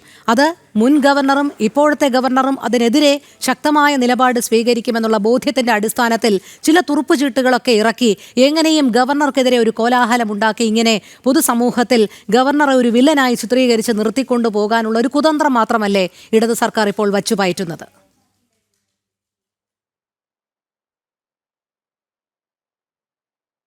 തീർച്ചയായിട്ടും കഴിഞ്ഞ ഗവർണറുടെ കാലം മുതൽ നമ്മളത് കണ്ടുകൊണ്ടിരിക്കുന്നതാണ്. ഗവർണറുടെ അധികാരത്തെ സംബന്ധിച്ചും ഗവർണറുടെ നടപടികളെ സംബന്ധിച്ചും ഒക്കെ വലിയ രീതിയിലുള്ള ചോദ്യം ചെയ്തുകൊണ്ട് ഗവർണറെ അല്ലെങ്കിൽ ആ ഭരണഘടനാ സ്ഥാപനത്തെ, രാജ്ഭവനെ ഒക്കെ ഇകഴ്ത്തി കാണിക്കുവാൻ വേണ്ടിയിട്ടുള്ള ബോധപൂർവമായ ശ്രമം ഈ സർക്കാരിൻ്റെ ഭാഗത്തുനിന്ന് ഉണ്ടാകുന്നുണ്ട്. ഇതിനകത്ത് വലിയ രീതിയിലുള്ള രാഷ്ട്രീയ ഗൂഢാലോചന, നമ്മൾ നേരത്തെ ചർച്ച ചെയ്ത വിഷയം തന്നെയാണിത്. കാരണം സർവകലാശാലകളെ രാഷ്ട്രീയത്തിൻ്റെ അടിയിലേക്ക് അല്ലെങ്കിൽ CPM നിയന്ത്രണത്തിലേക്ക് കൊണ്ടുവരിക, ഇടത് സെനറ്റ് അംഗങ്ങൾക്ക് എന്ത് തോന്നിവാസവും കാണിക്കാൻ പറ്റുന്ന തരത്തിലേക്ക് സർവകലാശാലകളെ മാറ്റുക എന്നുള്ളതായിരുന്നു ഇതിനു മുമ്പ് നടന്നിട്ടുണ്ട്. പക്ഷേ ആ കാലഘട്ടങ്ങളിൽ നിന്നും മാറി കഴിഞ്ഞ ഗവർണറുടെ കാലഘട്ടത്തിലും ഇപ്പോൾ നിലവിൽ തുടർന്നുകൊണ്ടിരിക്കുന്ന ഈ സാഹചര്യത്തിലും അതിനൊന്നും സാഹചര്യമില്ല. കാരണം അവരുടെ ഇത്തരത്തിലുള്ള ന്യായവാദങ്ങളെയോ അല്ലെങ്കിൽ അത്തരത്തിലുള്ള നടപടികളെയോ ഒക്കെ എതിർക്കുവാൻ ശക്തമായി എതിർക്കുന്ന സംവിധാനങ്ങൾ കഴിഞ്ഞ ഗവർണറുടെ കാലഘട്ടത്തിലും നിലവിലെ സാഹചര്യത്തിലും അത് തുടർന്നുകൊണ്ടിരിക്കുകയാണ്. അപ്പോൾ ഇത്തരത്തിലുള്ള സാഹചര്യങ്ങളെ ബോധപൂർവം ഇല്ലായ്മ ചെയ്യുവാൻ അല്ലെങ്കിൽ പൊതുസമൂഹത്തിന് മുമ്പിൽ, കേരളത്തിന് മുമ്പിൽ, കേരളത്തിലെ പൊതു ജനാധിപത്യ ബോധത്തിന് മുമ്പിൽ ഇത്തരത്തിലുള്ള ചർച്ചകൾ കൊണ്ടുവരിക, ഗവർണർ കേരളത്തിനെതിരാണ്, സർക്കാരിനെതിരാണ്, ഗവർണർ സർക്കാർ സംവിധാനങ്ങളെ ഇല്ലായ്മ ചെയ്യാൻ ശ്രമിക്കുന്നു അല്ലെങ്കിൽ അധികമായിട്ടുള്ള അധികാരം കൈയാളാൻ ശ്രമിക്കുന്നു എന്ന തരത്തിൽ ഒരു പ്രചരണം കൊണ്ടുവരിക എന്നുള്ളത് മാത്രമാണ്. ഇതിൻ്റെയൊക്കെ ഇപ്പോൾ ഈ ഭാരതാംബ വിഷയം ഞാൻ നേരത്തെ സൂചിപ്പിച്ചതിനകത്ത് ഒരു മാറ്റവുമില്ല. ഇത് ചില ആളുകളെ പ്രീണിപ്പിക്കാൻ വേണ്ടിയും ചില ആളുകളെ സഹായിക്കാൻ വേണ്ടിയിട്ടുമാണ് ഇത്തരത്തിലുള്ള നീക്കങ്ങൾ ഭാരതാംബ വിഷയം ഉയർത്തിക്കൊണ്ടുവന്നുകൊണ്ടും അതിന് വിദ്യാഭ്യാസ മന്ത്രി ശിവൻകുട്ടിയുടെ ഭാഗത്തുനിന്നുള്ള പരാമർശങ്ങൾ നമ്മൾ കണ്ടതാണ്. ഒരു സ്ത്രീ പതാകയുമായി RSSന്റെ പതാകയും, ഇത് RSSന്റെ പതാകയാണോ അല്ലെങ്കിൽ ഭാരതാംബ RSSന്റെ ആണോ? ഈ ഭാരതാംബ ഈ രാജ്യത്തിന്റെ മുഴുവൻ ദേശസ്നേഹികളുടെയാണ്. ഈ രാജ്യത്തിന്റെ അഖണ്ഡതയും രാജ്യത്തെ പാരമ്പര്യങ്ങളെയും രാജ്യത്തിന്റെ സംസ്കാരത്തെയും അംഗീകരിക്കുന്ന രാജ്യത്തെ മുഴുവൻ കോടാനുകോടി ജനങ്ങളുടെയും പ്രതീകമാണ് ഭാരതാംബ. ആ ഭാരതാംബയുടെ പേരിൽ ഇത്തരത്തിലുള്ള ചർച്ച കൊണ്ടുവന്നുകൊണ്ട് അല്ലെങ്കിൽ തെറ്റായ ഒരു പ്രചരണം സൃഷ്ടിക്കാൻ വേണ്ടി നടത്തുന്നത് പല രാഷ്ട്രീയ വിഷയങ്ങളും ഇതിനോടൊപ്പം മറച്ചു കളയണം. നമുക്കറിയാം, തിരുവനന്തപുരം മെഡിക്കൽ കോളേജുമായി ബന്ധപ്പെട്ടുകൊണ്ട് ഡോക്ടർ ഹാരിസ് ഉന്നയിച്ചിട്ടുള്ള വിഷയങ്ങൾ, അതോടൊപ്പം തന്നെ പലതരത്തിലുള്ള വിഷയങ്ങളും ഇന്ന് കേരളത്തിൽ നടക്കുകയാണ്. സർക്കാരിൻ്റെ സമ്പൂർണ്ണ പരാജയം കേരളത്തിൽ ചോദ്യം ചെയ്തുകൊണ്ടിരിക്കുകയാണ്. അപ്പോൾ ഇതിൽ നിന്നെല്ലാം വിഷയം വ്യതിചലിച്ചു വിടുവാൻ വേണ്ടി, ഈ വിഷയങ്ങളിൽ നിന്നെല്ലാം മാറ്റി ജനങ്ങളുടെ ശ്രദ്ധ മാറ്റുവാൻ വേണ്ടിയിട്ടുള്ള ഒരു ബോധപൂർവമായിട്ടുള്ള ശ്രമമാണ് ഈ വിഷയത്തിലുണ്ടാകുന്നത്. ഇടത് സെനറ്റ് അംഗങ്ങളും സർക്കാരും CPM-ഉം ഒരു ഗൂഢാലോചന ഇവിടെ സൃഷ്ടിക്കുന്നുണ്ട്. അധികമായി ഈ സർവകലാശാലകളിൽ രാഷ്ട്രീയം കലർത്തുക, ആ രാഷ്ട്രീയത്തിന്റെ പേരിൽ ഈ ഇത്തരത്തിലുള്ള വിവാദങ്ങൾ സൃഷ്ടിക്കുക എന്നുള്ളതാണ് ഇവരുടെ ഗൂഢമായിട്ടുള്ള ലക്ഷ്യം. ശ്രീ BN ഹസ്കർ, സർവകലാശാലയിലെ ഗവർണറുടെ പരിപാടി അലങ്കോലപ്പെടുത്തിയതിൽ രജിസ്ട്രാർക്ക് സസ്പെൻഷൻ. VC ചോദിച്ച വിശദീകരണത്തിന് കൃത്യമായ മറുപടി രജിസ്ട്രാർക്ക് നൽകാൻ കഴിയാത്തതിലാണ് സസ്പെൻഷൻ നടപടിയിലേക്ക് കടന്നിരിക്കുന്നത്. ഗവർണർ പങ്കെടുത്ത പരിപാടി അവസാന നിമിഷം റദ്ദാക്കി എന്നുള്ള സന്ദേശം അയക്കുമ്പോൾ അതിൽ പറഞ്ഞിരുന്നത് മതചിഹ്നം ഉപയോഗിച്ചു എന്നുള്ളതാണ്. പക്ഷേ VC ആരാഞ്ഞ ആ റിപ്പോർട്ടിൽ അല്ലെങ്കിൽ വിശദീകരണത്തിൽ എന്താണ് മതചിഹ്നം, ഏത് രീതിയിലുള്ള മതചിഹ്നമാണ് എന്നുള്ളത് വിശദീകരിക്കാൻ രജിസ്ട്രാർക്ക് ആയിട്ടില്ല. നിലവിലുള്ള ഈ സസ്പെൻഷനോട് ഇടത് സെനറ്റ് അംഗങ്ങൾ പ്രതികരിച്ചത് താങ്കൾ ശ്രദ്ധിച്ചിരിക്കും. ഇതിനെ വെറും കടലാസ് കീറായി മാത്രമേ കാണുന്നുള്ളൂ, ഇത് ചവറ്റുകുട്ടയിൽ വലിച്ചെറിയും, ഞങ്ങൾ വെല്ലുവിളിക്കുന്നു, വീണ്ടും രജിസ്ട്രാർ നാളെ ആ സീറ്റിൽ വന്ന് ഇരിക്കും തുടങ്ങിയ വെല്ലുവിളിയും ഭീഷണിയും ഒക്കെ ഉയർത്തുന്നുണ്ട്. എങ്ങനെയാണ് പ്രഥമ ഘട്ടത്തിൽ താങ്കൾ ഇതിനെ കാണുന്നത്?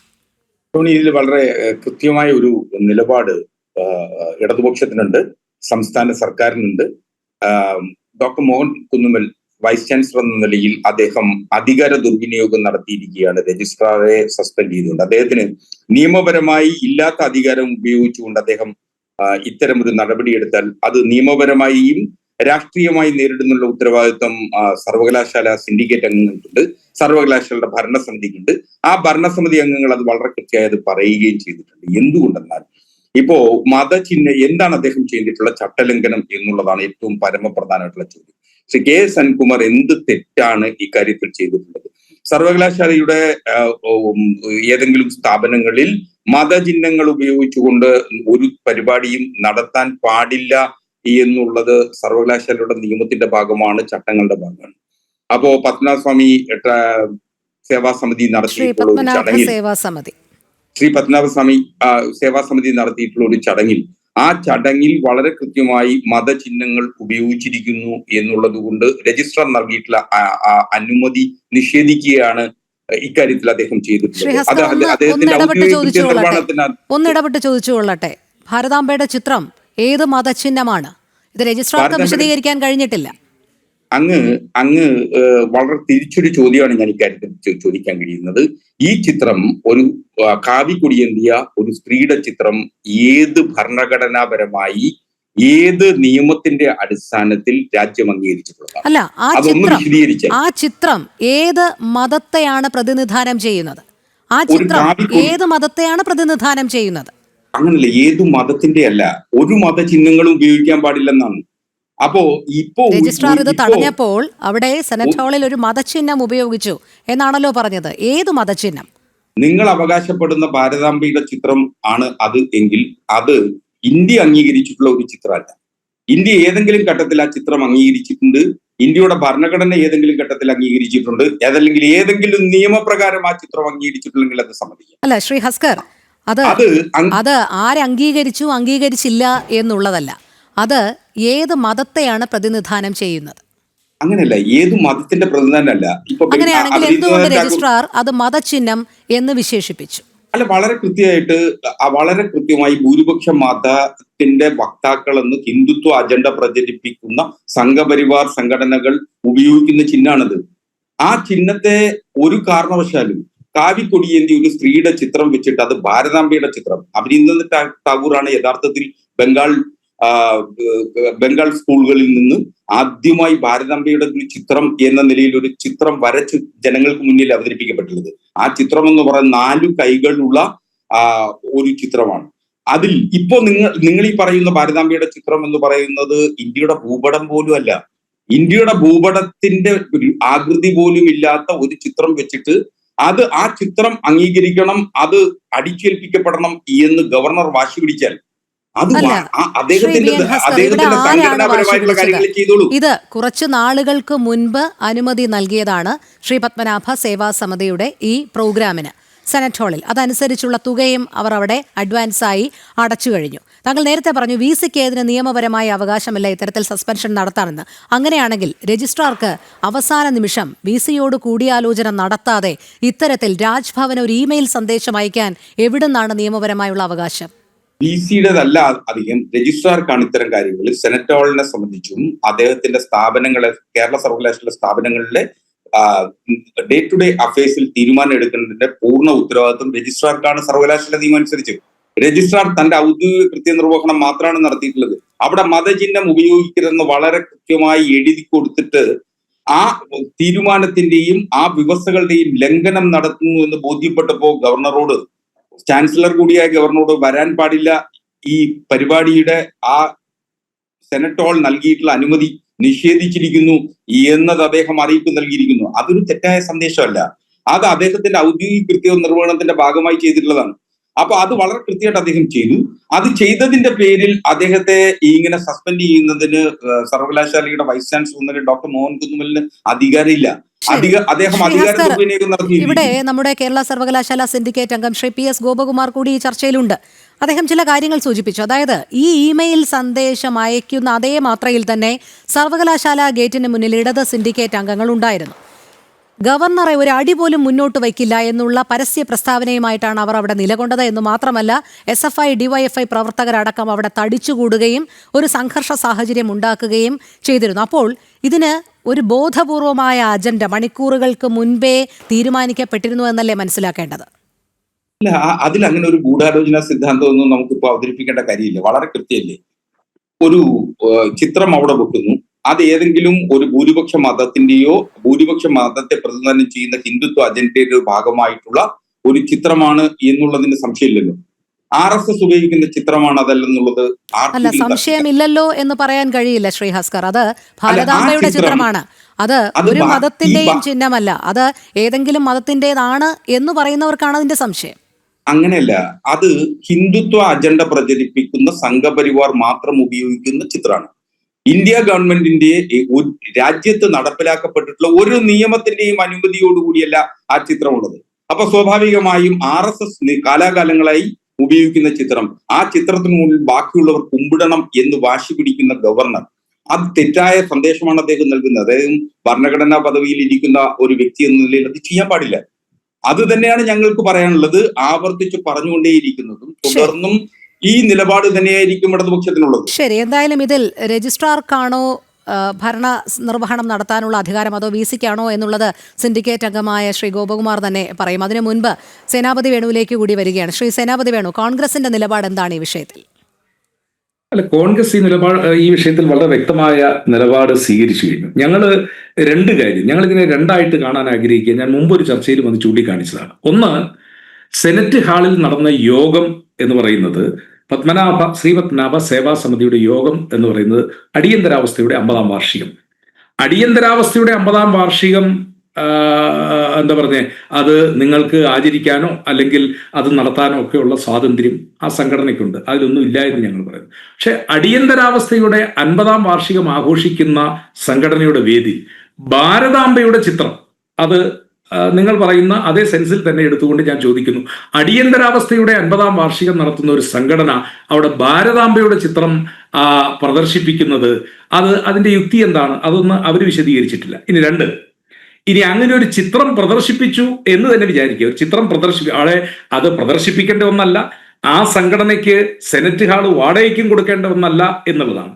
രണ്ടാമത്, അടിയന്തരാവസ്ഥയുടെ വാർഷികം ഇത്തരത്തിലൊരു സംഘടന സംഘടിപ്പിക്കുമ്പോൾ ഭരണഘടനാ തലവനായ ഗവർണർ അദ്ദേഹം അങ്ങനെ ഒരു മീറ്റിംഗിൽ പങ്കെടുക്കാൻ പാടുള്ള ആളല്ല, അങ്ങനെ പോകാൻ പാടില്ല എന്നുള്ളതാണ് കോൺഗ്രസ് പാർട്ടിയുടെ നിലപാട്. ഇനി പോയി, അത് അദ്ദേഹത്തിന്റെ വിവേചനാധികാരം. അദ്ദേഹം പോയ ഗവർണറെ രജിസ്ട്രാർ അത് തടയുകയും അല്ലെങ്കിൽ അദ്ദേഹത്തിന്റെ സ്വതന്ത്രമായിട്ടുള്ള ഗവർണർ എന്നുള്ള പദവിയല്ല, അവിടെ എത്തിയിരിക്കുന്ന ചാൻസലർ എന്നുള്ള പദവിയിൽ നിന്ന് അദ്ദേഹത്തെ പിന്തിരിപ്പിക്കാൻ ചെയ്ത രജിസ്ട്രാറുടെ നടപടി അത് യൂണിവേഴ്സിറ്റി ചട്ടങ്ങൾക്ക് വിരുദ്ധമാണ്. അക്കാര്യത്തിൽ ആർക്കും തർക്കമില്ല. അതിന് ഇനി ഹസ്കറിനെ പോലുള്ള ആളുകൾ എന്ത് ന്യായീകരണം നടത്തി കഴിഞ്ഞാലും അത് യൂണിവേഴ്സിറ്റിയുടെ നിയമപ്രകാരം, കാരണം ചാൻസലർക്ക് താഴെ വൈസ് ചാൻസലർ, അതിനൊക്കെ താഴെ നിൽക്കുന്ന ഒരു അതോറിറ്റിയാണ് രജിസ്ട്രാർ എന്നുള്ളത്. ഇനി മറ്റൊന്ന്, ഗവർണർ പരിപാടി നടത്താനുള്ളതിന്റെ സാങ്കേതികം എന്തുമാകട്ടെ, ഗവർണർ ഫിക്സ് ചെയ്തിരിക്കുന്ന അല്ലെങ്കിൽ തീരുമാനിച്ചിരിക്കുന്ന പങ്കെടുക്കുന്ന ഒരു പരിപാടി ക്യാൻസൽ ചെയ്യാനുള്ള അധികാരം അത് രാജ്ഭവന് മാത്രമേ ഉള്ളൂ, അത് രജിസ്ട്രാർക്കില്ല.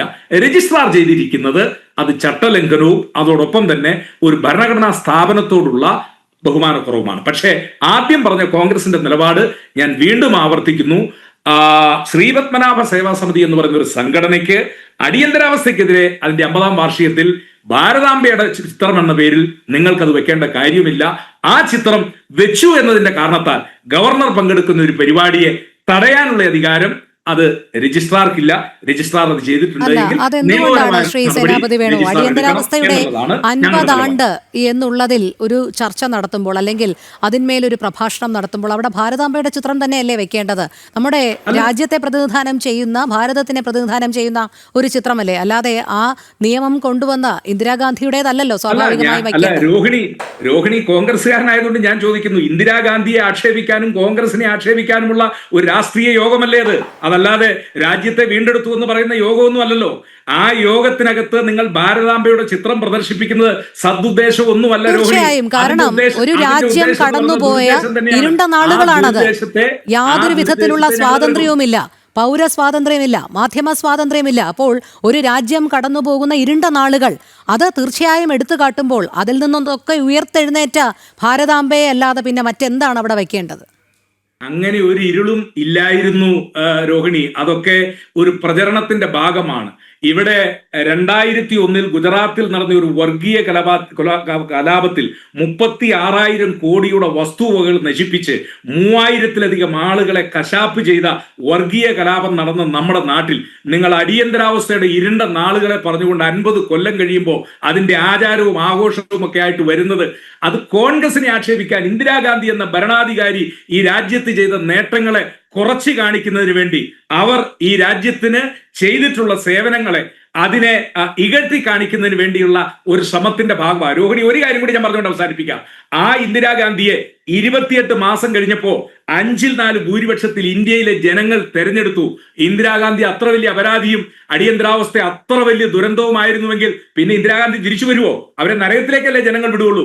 എന്തുകൊണ്ടാണ് അവരെ ഇരുകൈയും നീട്ടി ജനങ്ങൾ സ്വീകരിച്ച്? അടിയന്തരാവസ്ഥയ്ക്ക് കുറവും പോരായ്മയും ഒക്കെ ഉണ്ടായിരുന്നു, അതൊന്നും ഇല്ല എന്നൊന്നും ഞങ്ങൾ പറയുന്നില്ല. പക്ഷേ അടിയന്തരാവസ്ഥയുടെ 50-ാം വാർഷികം ആഘോഷിക്കുന്നു അല്ലെ ആചരിക്കുന്നു എന്നതിന്റെ പേരിൽ ഭാരതാംബയുടെ ചിത്രവുമായിട്ട് വന്ന് ആ ചിത്രവുമായിട്ട് ചില ആളുകൾ വരുന്നത് അത് കോൺഗ്രസിനെ ആക്ഷേപിക്കാനാണ്, ഇന്ദിരാഗാന്ധി ആക്ഷേപിക്കാനാണ്, ഞങ്ങളെ ഇകഴ്ത്തി കാണിക്കാനാണ്. ഞങ്ങളത് എതിർക്കും. നിങ്ങൾക്ക് ഭാരതാംബയുടെ ചിത്രം വെക്കാനുള്ള സ്വാതന്ത്ര്യമുണ്ട്, ആ കാര്യത്തിലൊന്നും ഞങ്ങൾക്ക് തർക്കമില്ല. പക്ഷെ ആ ചിത്രം എവിടെ വെക്കണം എന്നുള്ളത് അതിന് ചില ഔചിത്യമുണ്ട്. ആ ഔചിത്യക്കുറവ് വന്നു കഴിയുമ്പോൾ ഞങ്ങളത് ചൂണ്ടിക്കാണിക്കും. അത് തീർച്ചയായും ഞങ്ങൾ അതിനെ എതിർക്കും. അത് ഒരു സംശയവും വേണ്ട ആ കാര്യം. ശ്രീ പി എസ് ഗോപകുമാർ, ഇവിടെ അഡ്വക്കേറ്റ് BN ഹസ്കർ ചൂണ്ടിക്കാട്ടിയ ചില കാര്യങ്ങളുണ്ട്. അതായത് രജിസ്ട്രാർക്ക് അദ്ദേഹത്തിൻ്റെ പദവി ഉപയോഗിച്ചുള്ള എല്ലാ അധികാരവും ഉണ്ട്, അതാണ് അദ്ദേഹം വിനിയോഗിച്ചത് എന്നുള്ളത്. താങ്കൾക്ക് ഒരുപക്ഷെ സിൻഡിക്കേറ്റ് അംഗം എന്നുള്ള രീതിയിൽ ഇതിൽ കുറച്ചുകൂടി വ്യക്തത കാണുമായിരിക്കുമല്ലോ. അദ്ദേഹം VC അറിയിക്കാതെ സ്വന്തം നിലയ്ക്ക് ഇത്തരം ഒരു തീരുമാനമെടുത്തത് അദ്ദേഹത്തിൻ്റെ പദവിയിൽ നിന്നുകൊണ്ടുള്ള അധികാരമായിരുന്നു. ഇത് തന്നെയായിരുന്നു അവിടുത്തെ മാനദണ്ഡം അല്ലെങ്കിൽ പ്രോട്ടോകോൾ? ഒരിക്കലുമല്ല. സർവകലാശാലയുടെ പരമാധികാരി എന്നുള്ള നിലയിൽ പ്രവർത്തിക്കുന്നത് ചാൻസലറാണ്, അല്ലെങ്കിൽ ചാൻസലർക്കാണ് സർവകലാശാലയുടെ പരമാധികാരം നിക്ഷിപ്തമായിരിക്കുന്നത്. അതിന് തൊട്ടു താഴെ സിൻഡിക്കേറ്റിനാണ്. സിൻഡിക്കേറ്റ് എന്ന് പറയുമ്പോൾ അത് കൂടുന്ന സമയത്താണ് സിൻഡിക്കേറ്റിന്റെ അധികാരം. സിൻഡിക്കേറ്റ് ഇല്ലാത്ത സമയത്ത് സിൻഡിക്കേറ്റിന്റെ അധികാരം സ്വാഭാവികമായിട്ടും VCയിൽ നിക്ഷിപ്തമാണ്. ഇപ്പോ ഈ നമുക്കിപ്പോ ചർച്ച ചെയ്യപ്പെടുന്ന ഈ സംഭവങ്ങൾ നടക്കുന്നത് 2025 ജൂൺ മാസം 25-ാം തീയതിയാണ്. ആ സമയത്ത് സിൻഡിക്കേറ്റിനുള്ള അധികാരം VCയിൽ നിക്ഷിപ്തമാണ്. അവിടെ സിൻഡിക്കേറ്റ് ആ സമയത്ത് കൂടുന്നുണ്ടായിരുന്നില്ല. അപ്പൊ സിൻഡിക്കേറ്റ് കൂടാത്ത സാഹചര്യത്തിൽ ആ അധികാരം VCയിൽ നിക്ഷിപ്തമായിരിക്കെ VC അറിയാതെ ആക്ട് ചെയ്യാൻ, ഇത്തരം കാര്യങ്ങൾ ആക്ട് ചെയ്യാൻ യാതൊരു അധികാരവും രജിസ്ട്രാർക്കില്ല. രജിസ്ട്രാറുടെ ശ്രദ്ധയിൽ ഇത്തരം കാര്യങ്ങൾ അദ്ദേഹത്തിന് യോജിക്കാൻ കഴിയാത്ത എന്തെങ്കിലും അസ്വാഭാവികമായ നടപടികൾ അവിടെ നടക്കുന്നെങ്കിൽ സ്വാഭാവികമായിട്ടും അദ്ദേഹത്തിന് വൈസ് ചാൻസലർ അറിയിക്കാം. വൈസ് ചാൻസലർ വഴി വൈസ് ചാൻസലറുടെ നിർദ്ദേശം സ്വീകരിച്ച് അതനുസരിച്ച് ആക്ട് ചെയ്യാം. ഇത് അങ്ങനെ യാതൊരു നടപടിയും നടന്നിട്ടില്ല. അദ്ദേഹം നേരെ ചാൻസലർക്ക് റിപ്പോർട്ട് ചെയ്യാണ്. ചാൻസലർക്ക് നേരിട്ട് റിപ്പോർട്ട് ചെയ്യാനോ, ചാൻസലർ പങ്കെടുക്കുന്ന പരിപാടി നോക്കൂ, കേരളത്തിന്റെ മുഴുവൻ ഭരണാധികാരി അതുപോലെ തന്നെ സർവകലാശാലയെ സംബന്ധിച്ച് അതിന്റെ ചാൻസലർ കൂടിയായിട്ടുള്ള ഗവർണറുടെ പരിപാടി അസ്ഥിരപ്പെടുത്തുകയാണ്. അദ്ദേഹം വന്നിട്ട് ആ പരിപാടിയിൽ പങ്കെടുത്ത് 14 മിനിറ്റിന് ശേഷം, കൃത്യമായിട്ട് പറഞ്ഞാൽ 6 മണി കഴിഞ്ഞ് 39 മിനിറ്റ് ആകുമ്പോഴാണ് രാജ്ഭവനിലേക്ക് രജിസ്ട്രാർ, സർവകലാശാലയുടെ അദ്ദേഹത്തിന്റെ രജിസ്ട്രാറുടെ ഒഫീഷ്യൽ മെയിലിൽ നിന്ന് ഈ ഹാളിനുള്ള അല്ലെങ്കിൽ സെനറ്റ് ഹാള് ശ്രീപത്മനാഭ സേവാ സമിതിക്ക് കൊടുത്തിരിക്കുന്ന അനുമതി റദ്ദ് ചെയ്യുന്നു. ചാൻസലർ പരിപാടി പങ്കെടുത്തുകൊണ്ടിരിക്കുകയാണ്. അത് അദ്ദേഹത്തെ അപമാനിക്കുകയല്ലേ? അദ്ദേഹം ആ സമയത്തല്ലേ VCയെ അറിയിക്കാം, VC പറയുന്ന അനുസരിച്ച് ചെയ്യാം. ഇതിപ്പോ അങ്ങനെയൊന്നും ഉണ്ടായിട്ടില്ല. മാത്രമല്ല, ഇവിടെ പറയുന്നത് കേട്ടു, അവിടെ മതചിഹ്നങ്ങൾ ഉപയോഗിച്ചു എന്ന്. മതചിഹ്നങ്ങള് ഈ പരിപാടിയിൽ ഉപയോഗിച്ചില്ല. കൃത്യം 1 വർഷം മുമ്പ് അവിടെ ഒരു ക്രിസ്മസ് ആഘോഷം നടക്കുകയുണ്ടായി. 2024 ഡിസംബറിലെ കേരള സർവകലാശാലയുടെ സെനറ്റ് ഹാളില്. അത് മാധ്യമങ്ങൾ അന്ന് റിപ്പോർട്ട് ചെയ്തിട്ടുണ്ട്. അതിന് പ്രിന്റഡ് നോട്ടീസ് അടക്കം ഉണ്ട്, ഇപ്പോഴും ലഭ്യമാണ്. പിന്നെ നമ്മുടെ ഓൺലൈൻ സംവിധാനങ്ങളിലൊക്കെ അത് പരിശോധിച്ചാൽ കിട്ടുന്നതാണ്. അതിന്റെ നോട്ടീസ് അടക്കം, ബ്രോഷർ അടക്കം. അപ്പൊ അവിടെ ക്രിസ്മസ് ആഘോഷങ്ങൾ നടത്തുന്നത് മതേതരമാണ്, അതല്ലെങ്കിൽ അത് മതപരമായ ചടങ്ങല്ല. ഭാരതാംബയുടെ പടം മതപരമാണ് എന്നുള്ള വ്യാഖ്യാനം ഏത് തരത്തിൽ, എവിടെയാണത്? അത് ആരോടാണ് പറയുന്നത്? കേരളത്തിന്റെ പൊതുമണ്ഡലത്തോട് പറഞ്ഞത് ആരെങ്കിലും വിശ്വസിക്കുമോ? അപ്പൊ കണ്ണടച്ച് ഇരുട്ടാക്കുന്ന തരത്തിൽ ദുർവ്യാഖ്യാനം ചെയ്യുകയാണ്. അവിടെ ഈ രജിസ്ട്രാർ ഒപ്പിട്ട് കൊടുത്ത മാർഗരേഖകളിൽ അല്ലെങ്കിൽ മാനദണ്ഡങ്ങളിൽ പറയുന്നത്, രണ്ടാമത്തെ മാനദണ്ഡം അത് തന്നെ അതിനകത്തൊരു അസ്വാഭാവികതയുണ്ട്, അത് ഞാൻ പിന്നീട് സൂചിപ്പിക്കാം. അവിടെ പറയുന്നത്, നിങ്ങൾക്ക് ഈ ഹാള് തരുന്ന സമയത്ത് മതപരമായ ആരാധനയ്ക്ക് ഈ ഹാൾ ഉപയോഗിക്കരുത്. അടിവരയിട്ട് ഞാൻ പറയുകയാണ്, മതപരമായ ആരാധനയ്ക്ക് യൂണിവേഴ്സിറ്റിയുടെ സെനറ്റ് ഹാൾ ഉപയോഗിക്കരുത്, ഇല്ല. അതുപോലെ തന്നെ പറയുന്നു, മതപരമായ പ്രഭാഷണത്തിന് ഈ വേദി ഉപയോഗിക്കരുത്, ഇല്ല. അവർ അംഗീകരിച്ചു, അത് ഒപ്പിട്ട് കൊടുത്തു.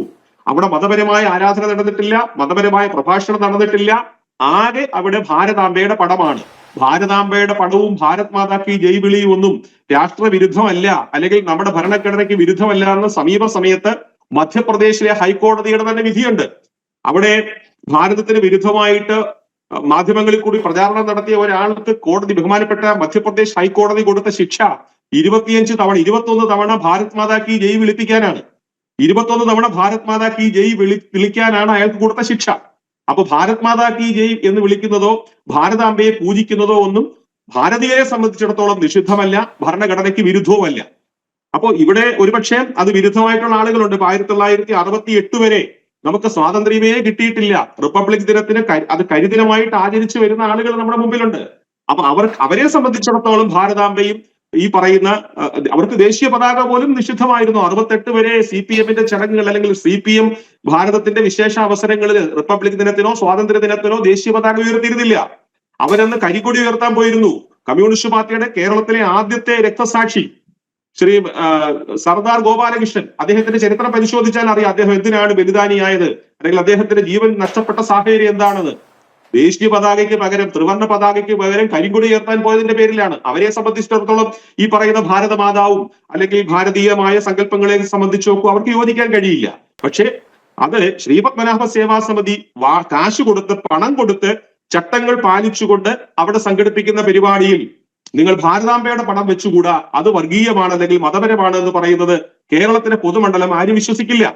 അങ്ങനെ വിശ്വസിക്കില്ല. മാത്രമല്ല, കേരള സർവകലാശാലയുടെ വേറെ ചില കാര്യങ്ങൾ കൂടി ഒന്ന് സൂചിപ്പിക്കേണ്ടി വരും. 2024 കഴിഞ്ഞ വർഷം വളരെ വിവാദമായ ഒരു യൂണിവേഴ്സിറ്റി യൂണിയൻ കലോത്സവം ഉണ്ടായിരുന്നു. യൂണിവേഴ്സിറ്റി യൂണിയൻ സംഘടിപ്പിച്ച കലോത്സവത്തിന്റെ പേര് ഇടയ്ക്ക് വെച്ച് അതിന്റെ പേര് പിന്നെ മാറ്റേണ്ടി വന്നു.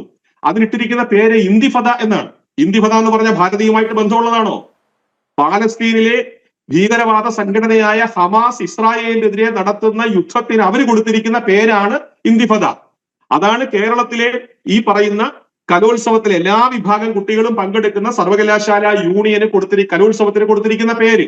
അപ്പൊ ഇതൊന്നും വർഗീയമല്ല, ഇതൊന്നും മതപരമല്ല, അതൊക്കെ ഭീകരവാദ സംഘടനകളുടെ ആ പേര് പോലും ഇവിടെ ഉപയോഗപ്പെടുത്തുന്നു. അവിടെ ആകെ ഭാരത മാതാവിന്റെ ഒരു പടം വെച്ചത് വർഗീയമായിട്ടാണ് ചിത്രീകരിക്കപ്പെടുന്നത്. അതൊക്കെ ആര് വിശ്വസിക്കുന്നുള്ളത് എനിക്ക് മനസ്സിലാകുന്നില്ല.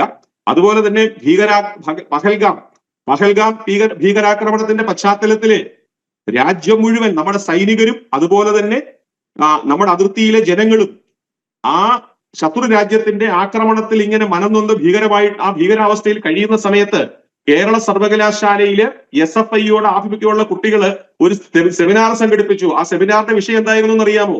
പഹൽഗാമിലെ കൂട്ടക്കൊല പ്രധാനമന്ത്രി ആസൂത്രണം ചെയ്തതാണ് ബീഹാർ തെരഞ്ഞെടുപ്പിൽ ജയിക്കാനുള്ളത്. ഇതൊക്കെയാണ് കേരള സർവകലാശാലയിൽ നടന്നുകൊണ്ടിരിക്കുന്നതും. അത് ഇപ്പോഴും അവരുടെ തിട്ടൂരങ്ങൾക്ക് വഴങ്ങാത്ത സാഹചര്യത്തിലാണ് ഈ പറയുന്ന രജിസ്ട്രാറെ ഉപയോഗപ്പെടുത്തിക്കൊണ്ട് ഈ തരത്തിലുള്ള അലങ്കോലത്തിന് സർവകലാശാലയെ വേദിയാക്കുന്നത്. കഴിഞ്ഞ ഗവർണർ വന്നപ്പോഴും സംസ്കൃതവുമായി ബന്ധപ്പെട്ട ഒരു സെമിനാറിലെ ആരിഫ് മുഹമ്മദ് ഖാൻ സാർ, ബഹുമാനപ്പെട്ട മുൻ ഗവർണർ ശ്രീ ആരിഫ് മുഹമ്മദ് ഖാൻ സർവകലാശാലയിലേക്ക് വന്ന സമയത്ത് അപ്പോഴും ഈ തരത്തിൽ കലാപം ഉണ്ടായി. SFI അപ്പോഴും അവിടെ കലാപം അഴിച്ചുവിട്ടു. അപ്പൊ സർവകലാശാലയിലെ തങ്ങൾക്ക് ഇഷ്ടമല്ലാത്ത തങ്ങളുടെ തിട്ടൂരങ്ങൾക്ക് വിധേയപ്പെടാത്ത ആരെയും അടുപ്പിക്കില്ല, പ്രവേശിപ്പിക്കില്ല എന്ന് വാദം ഉയർത്തുക, വെല്ലുവിളി നടത്തുക, അവസാനം പരാജയപ്പെട്ടു പോവുക. ഇതാണ് അവിടെ നടക്കുന്നത്. അതെ, ശ്രീ ബി എൻ ഹസ്കർ, അത് തന്നെയല്ലേ വസ്തുത? ഇവിടെ ഗവർണറെ എതിർക്കുക എന്നുള്ള ഒരൊറ്റ ലക്ഷ്യം, അതിന്റെ ഒരു കൃത്യമായ ആസൂത്രണത്തിന്റെ ഫലമായിട്ടല്ലേ ഇത്തരത്തിലൊരു പ്രവൃത്തി നടന്നത്? അതുമാത്രമല്ല, താങ്കൾ നേരത്തെ പറയുകയുണ്ടായി ഇവിടെ രജിസ്ട്രാറുടെ അധികാരമാണ് എന്നുള്ളത്. അദ്ദേഹം സെനറ്റ് അംഗം തന്നെ കൃത്യമായി വിശദീകരിക്കുന്നുണ്ട് രജിസ്ട്രാർക്ക് ഏതൊക്കെ സമയത്ത് ഏതൊക്കെ അധികാര പരിധിയാണ് ഉള്ളത് എന്നുള്ളത്. അപ്പോൾ അതെല്ലാം ലംഘിച്ചുകൊണ്ട് ഗുരുതരമായ ചട്ടലംഘനം എന്നാണ് VC റിപ്പോർട്ടിൽ പറയുന്നത്. അതിന്റെ അടിസ്ഥാനത്തിലാണ് സസ്പെൻഷൻ എന്നുള്ളത്. അതുമാത്രമല്ല, VC ഈ റിപ്പോർട്ട് സമർപ്പിക്കുന്നതിന് മുൻപ് തന്നെ രജിസ്ട്രാർക്കെതിരെ നടപടി സ്വീകരിക്കാമോ എന്നുള്ളത് രാജ്ഭവൻ നിയമോപദേശം തേടിയ കാര്യം കൂടിയാണ്. അപ്പോൾ ഇത് ഏത് തരത്തിലുള്ള നടപടി വന്നാലും ബാധകമല്ല. ഏതെങ്കിലും ഭരണകൂടത്തിന്റെയോ അല്ലെങ്കിൽ രാഷ്ട്രീയ സമ്മർദ്ദത്തിനോ വഴങ്ങിക്കൊടുക്കുന്ന ഒരു രജിസ്ട്രാറെ അല്ലേ അവിടെ കാണാൻ കഴിഞ്ഞത്? രോഹിണി, ഇതിൽ എനിക്ക് മറ്റൊരു അഭിപ്രായമാണ് ഉള്ളത്. കേരള സർവകലാശാല ആക്ടിന്റെ 12 സെക്ഷൻ പ്രകാരമാണ് രജിസ്ട്രാറുടെ അധികാര പരിധി നിശ്ചയിച്ചിട്ടുള്ളത്. എക്സിക്യൂട്ടീവ് ഹെഡ് എന്ന നിലയിൽ അദ്ദേഹത്തിന് ഉള്ള അധികാരമാണ് അദ്ദേഹത്തിന്റെ സ്ഥാപനങ്ങളുടെ നിയന്ത്രണങ്ങളും അതിന്റെ ഡേ ടു ഡേ അഫയേഴ്സിൽ ഇടപെടുകയും എന്നുള്ളത്. സ്വാഭാവികമായും ശ്രീ പത്മനാഭസ്വാമി സേവാ സമിതി ഒരു സെനറ്റ് ഹാൾ വാടകയ്ക്ക് എടുക്കുന്നു. ആ സെനറ്റ് ഹാളിൽ ഒരു ചിത്രം വെച്ച് ആരാധന നടത്തുന്നു. മതപരമായ ചിഹ്നങ്ങളൊന്നും ഉപയോഗിക്കാൻ പാടില്ലെന്ന് എഴുതി ഒപ്പിട്ട് നൽകിയതിനു ശേഷം അങ്ങനെ ചെയ്യുന്ന ഒരു ഘട്ടത്തിൽ അതിനെയാണ് രജിസ്ട്രാർ അത് ചെയ്യാൻ പാടില്ല, അത് നിയമവിരുദ്ധമാണ്, നിങ്ങൾ ഒപ്പിട്ടു തന്ന വ്യവസ്ഥകൾക്ക് വിരുദ്ധമായിട്ടാണ് അത്തരം പ്രവൃത്തി നടക്കുന്നത്, അതുകൊണ്ട് അനുമതി നൽകിയിട്ടുള്ള സെനറ്റ് ഹാളിന് അനുമതി നിഷേധിക്കുന്നു എന്നുള്ളതാണ്. ആ വിവരം ചാൻസലർ എന്ന നിലയിലോ അല്ലെങ്കിൽ ഗവർണർ എന്ന നിലയിലോ ഗവർണറെ അറിയിക്കുക മാത്രമാണ് രജിസ്ട്രാർ ചെയ്തിട്ടുള്ളത്. അതിലൊരു അഭംഗിയും ഇക്കാര്യത്തിലില്ല. കാരണം അദ്ദേഹം ഭരണഘടനാ തലവൻ എന്ന നിലയിൽ അദ്ദേഹം പങ്കെടുക്കേണ്ട വേദിയുടെ അനുമതി നിഷേധിക്കപ്പെടുമ്പോൾ അദ്ദേഹത്തെ ആ വേദിയിലെത്തി അപമാനിക്കുന്നതിന് കഴിയാതിരിക്കുക എന്നുള്ള ഉദ്ദേശത്തിൽ സതുദ്ദേശപരമായിട്ടുള്ള ഒരു തീരുമാനമാണ് രജിസ്ട്രാർ എടുത്തിട്ടുള്ളത്. അല്ലാതെ ആ സമയത്ത് വൈസ് ചാൻസലറോട് ആലോചിച്ചില്ല അല്ലെങ്കിൽ പ്രോ വൈസ് ചാൻസലറോട് ആലോചിച്ചില്ല എന്നുള്ളതല്ല, അല്ലെങ്കിൽ അടിയന്തരമായി സിൻഡിക്കേറ്റ് കൂടിയില്ല എന്നുള്ളതൊന്നും അല്ല. രജിസ്ട്രാറിന്റെ ഉത്തരവാദിത്വമാണ്. ഇപ്പൊ ഒരു കോളേജ്, ഏതെങ്കിലും ഒരു അഫിലിയേറ്റ് ചെയ്തിട്ടുള്ള കോളേജിൽ, കേരള യൂണിവേഴ്സിറ്റിയിൽ അഫിലിയേറ്റുള്ള ഏതെങ്കിലും ഒരു കോളേജിൽ ഏതെങ്കിലും മതസംഘടനകളുടെ പരിപാടിക്ക് വേണ്ടി വിട്ടുകൊടുക്കാൻ പാടില്ല, നിയമപരമായി പറ്റില്ല. അപ്പൊ നിയമപരമായി ചെയ്യാൻ കഴിയാത്ത കാര്യങ്ങൾ ചെയ്യുന്നു എന്നുള്ളിടത്താണ് ഇവിടുത്തെ പ്രശ്നം. അതാണ് രജിസ്ട്രാർ ചെയ്തിട്ടുള്ളത്. ഇപ്പൊ രജിസ്ട്രാർ മാത്രം നിയമപരമായി മുന്നോട്ട് നീങ്ങണമെന്ന് ആഗ്രഹിക്കുന്ന രജിസ്ട്രാർ, അത് തന്നെയാണ് നേരത്തെ സിൻഡിക്കേറ്റ് അംഗം കൂടി പറഞ്ഞത്. എന്തുകൊണ്ട് വൈസ് ചാൻസലറെ അറിയിക്കുന്നില്ല?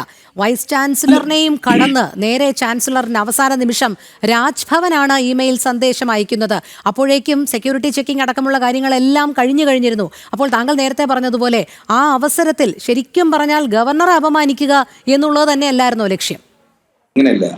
അരുൺ, ഇതിൽ കാണേണ്ടത് ഗവർണർ ഭരണഘടനാ തലവൻ എന്ന നിലയിൽ അദ്ദേഹത്തിന്റെ ഔദ്യോഗിക കൃത്യനിർവഹണം ഭംഗിയായി നിർവഹിക്കുന്നിടത്തോളം കാലം ഗവർണറെ അംഗീകരിക്കുന്നതിന് വളരെ കൃത്യമായി ഏതൊരു സംസ്ഥാനത്തിനും ഉത്തരവാദിത്തമുണ്ട്. ഇതേ ഗവർണറുടെ അധികാര പരിധിയെ സംബന്ധിച്ച് ബഹുമാനപ്പെട്ട സുപ്രീം കോടതി അടുത്ത കാലത്താണല്ലോ ഉത്തരവുകൾ പറയുന്നത്. എന്താണ് ഗവർണർ ചെയ്യേണ്ടതെന്നും എന്തായിരിക്കണം ഗവർണറുടെ അധികാര പരിധിയെന്നും. അദ്ദേഹം സൂപ്പർ ലെജിസ്ലേച്ചറായി ശ്രമിക്കുമ്പോഴാണ് ഇത്തരം അപകടങ്ങളും ഇത്തരം അപവാദങ്ങളും അദ്ദേഹത്തിനെ അപമാനിച്ചു എന്ന് തോന്നലും ഉണ്ടാക്കുന്നത്. ഗവർണർ എന്ന് പറയുന്ന പദവിയെ സംബന്ധിച്ച് പോലും നാളെ പൊതുമണ്ഡലത്തിൽ പുതിയ ചർച്ച വരണം എന്നുള്ള അഭിപ്രായം. ശ്രീ പത്മനാഭ സേവാ സമിതിയുടെ പരിപാടി ഒരു സ്വകാര്യ ചടങ്ങായിരുന്നു ശ്രീ ഹസൻ. ആ സ്വകാര്യ ചടങ്ങ് കേരള സർവകലാശാലയുടെ സെനറ്റ് ഹാളിൽ നടത്തുമ്പോൾ സെനറ്റ് ഹാളിൽ ബോധപൂർവം നടത്തിയതല്ല, പറഞ്ഞ തുക അടച്ച് നേരത്തെ മുൻകൂർ അനുമതി വാങ്ങി അങ്ങനെയാണ് നടത്തുന്നത്. അല്ലാതെ ചാൻസലർ അധികാര ദുർവിനിയോഗം നടത്തിയില്ല. ഗവർണർ പറയുന്നില്ല നിങ്ങൾ സെനറ്റ് ഹാളിൽ നടത്തൂ, ഞാൻ അവിടേക്ക് വരാം എന്നൊന്നും ആരും പറയുന്നില്ല. ശ്രീ പത്മനാഭ സേവാ സമിതി അതിന്റെ പ്രോട്ടോകോൾ അനുസരിച്ച് സെനറ്റ് ഹാളിന്റെ അധികൃതരെ സമീപിക്കുന്നു, അതനുസരിച്ചുള്ള തുക കൈമാറുന്നു, നേരത്തെ മുൻകൂർ അനുമതി വാങ്ങിക്കുന്നു, വിശിഷ്ട അതിഥികളെയൊക്കെ ക്ഷണിക്കുന്നു. കൃത്യമായ നടത്തിപ്പുമായിട്ടാണ് മുന്നോട്ട് പോയത്. അതുപോലെ സർവകലാശാല നൽകുന്ന വ്യവസ്ഥകളിൽ ഒപ്പിട്ടും നൽകിയിട്ടുണ്ട്. ഒപ്പിട്ടും നൽകിയിട്ടുണ്ട്. കാരണം അവിടെ മതപരമായ ഒരു ചടങ്ങുമില്ല. അവിടെ ശ്രീ പത്മനാഭ സേവാ സമിതിക്ക് ധൈര്യപൂർവ്വം ഒപ്പിടാം.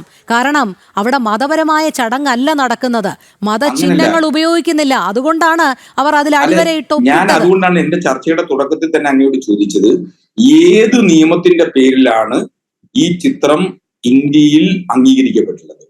ഏതെങ്കിലും ഒരു നിയമത്തിൽ ഏത് മതമാണ് ഈ ചിത്രം ഞങ്ങളുടേതാണ് എന്ന് വാദിക്കുന്നത്? അല്ല, ഇത് ഹിന്ദുത്വ അജണ്ടയുടെ ഭാഗമാണ്. ഭാരതാംബയുടെ ചിത്രം ഏത് നിയമപ്രകാരമാണ് ഭാരതാംബയുടെ ചിത്രം വിലക്കിയിട്ടുള്ളത്? നിയമപ്രകാരം ഭാരതാംബയുടെ ചിത്രം അങ്ങേക്ക് ഭാരതാംബ എന്ന് പറഞ്ഞൊരു ചിത്രം വെച്ച് പൂജിക്കാനുള്ള അവകാശത്തെ ഞാനെന്തിനു നിഷേധിക്കണം? അങ്ങയുടെ അധികാരത്തെ ഞാനെന്തിനു നിഷേധിക്കണം? അങ്ങേക്ക് അങ്ങയുടെ സ്വകാര്യ പരിപാടിയിൽ അത് ചെയ്യാന്നേ. ശ്രീപത്മനാഭ സേവാ സമിതിക്ക് അത് വെക്കാൻ ഞാൻ ചോദിക്കട്ടെ, ഈ ഭാരതാംബ എന്ന് പറയുന്ന ചിത്രം തന്നെ എന്നാ വന്നേ? എന്നാ RSS ഇന്ത്യയുടെ ദേശീയ പതാക അംഗീകരിച്ചേ? RSS എന്നാ ദേശീയ പതാക അംഗീകരിച്ചേ? ത്രിവർണ്ണ പതാകയുമാണ് 47 ശേഷം വന്നത്. അത് ഭാരതാംബയുടെ പടം യുഗങ്ങൾക്ക് മുമ്പേ ഒരു യുഗങ്ങൾക്ക് മുമ്പിലും ഇല്ല. അഭിനന്ദനാഥ് ടാഗോറാണ് ആദ്യമായി ചിത്രം വരച്ചത്. അല്ലല്ല, അത് നിങ്ങൾ വരയ്ക്കുന്നത്, അത് വരച്ചതാണ്.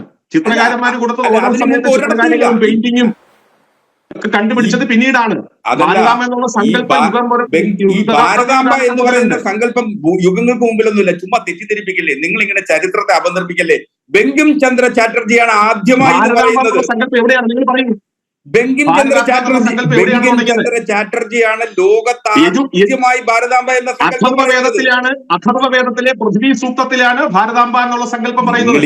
ഈ അഥർവവേദമൊക്കെ ഒന്ന് മാറ്റി വെക്കുന്നേ. ഇതൊക്കെ വേദങ്ങളുടെ കാലഘട്ടം നിഷിദ്ധമായിരിക്കാം. അതല്ല, വേദങ്ങൾ നിഷിദ്ധമായവരോട് പറഞ്ഞിട്ട് കാര്യമില്ല. അഥർവവേദത്തിലെ പൃഥ്വി സൂക്തത്തിലാണ് പറയുന്നത്. ശരി, ഇനിയിപ്പോ വേദകാലഘട്ടം മുതൽ ഇങ്ങനെ ഭാരതാംബയുടെ ചിത്രം ഉണ്ടായിരുന്നു എന്നൊന്നും പറഞ്ഞളയല്ലേ? അങ്ങനെയുള്ള മണ്ടത്തരം വിളിച്ചു പറഞ്ഞല്ലേ? ഞാനത് പറഞ്ഞു. അല്ല, ആ ചിത്രം വേദങ്ങളുടെ കാലഘട്ടത്തിലേ ഉണ്ടോ? ഏത് ആർക്കിയോളജി വകുപ്പിലാ അത് അങ്ങ് പറയുന്നേ? വേദങ്ങളുടെ കാലഘട്ടത്തിൽ ഈ ചിത്രം ഉണ്ടായിരുന്നെന്ന് ഏത് ആർക്കിയോളജി വകുപ്പിന്റെ റിപ്പോർട്ട് പ്രകാരമാണ് പറയുന്നത്? ആ സങ്കല്പമാണ്. സങ്കല്പം വേദകാലത്ത് ചിത്രം ഉണ്ടെന്നല്ല ഞാൻ പറഞ്ഞത് പ്രിയപ്പെട്ട ഇത് ആദ്യമായി നിങ്ങൾ RSS ഒന്നും അല്ലെന്നേ പറഞ്ഞ്, നിങ്ങളുടെ RSS ഒന്നും അല്ല പറഞ്ഞത്. ഇത് ആദ്യമായി പറഞ്ഞത് ബങ്കിം ചന്ദ്ര ചാറ്റർജിയും അതിനുശേഷം അഭിനന്ദനാഥ് ടാഗോർ വരച്ച ചിത്രവുമാണ്. RSS ഉണ്ടായത് 1925-ലാണ്. 100 വർഷം ആകുന്നതേ ഉള്ളൂ. 1912 മുതൽ ആണ് ഈ ഭാരതാംബ എന്ന സങ്കല്പം ഇന്ത്യയിൽ ദേശീയ പ്രസ്ഥാനത്തിന്റെ ഭാഗമായി ഉപയോഗിക്കപ്പെട്ടത്. അതല്ലാതെ നിങ്ങൾ വേദകാലഘട്ടം മുതൽ ഈ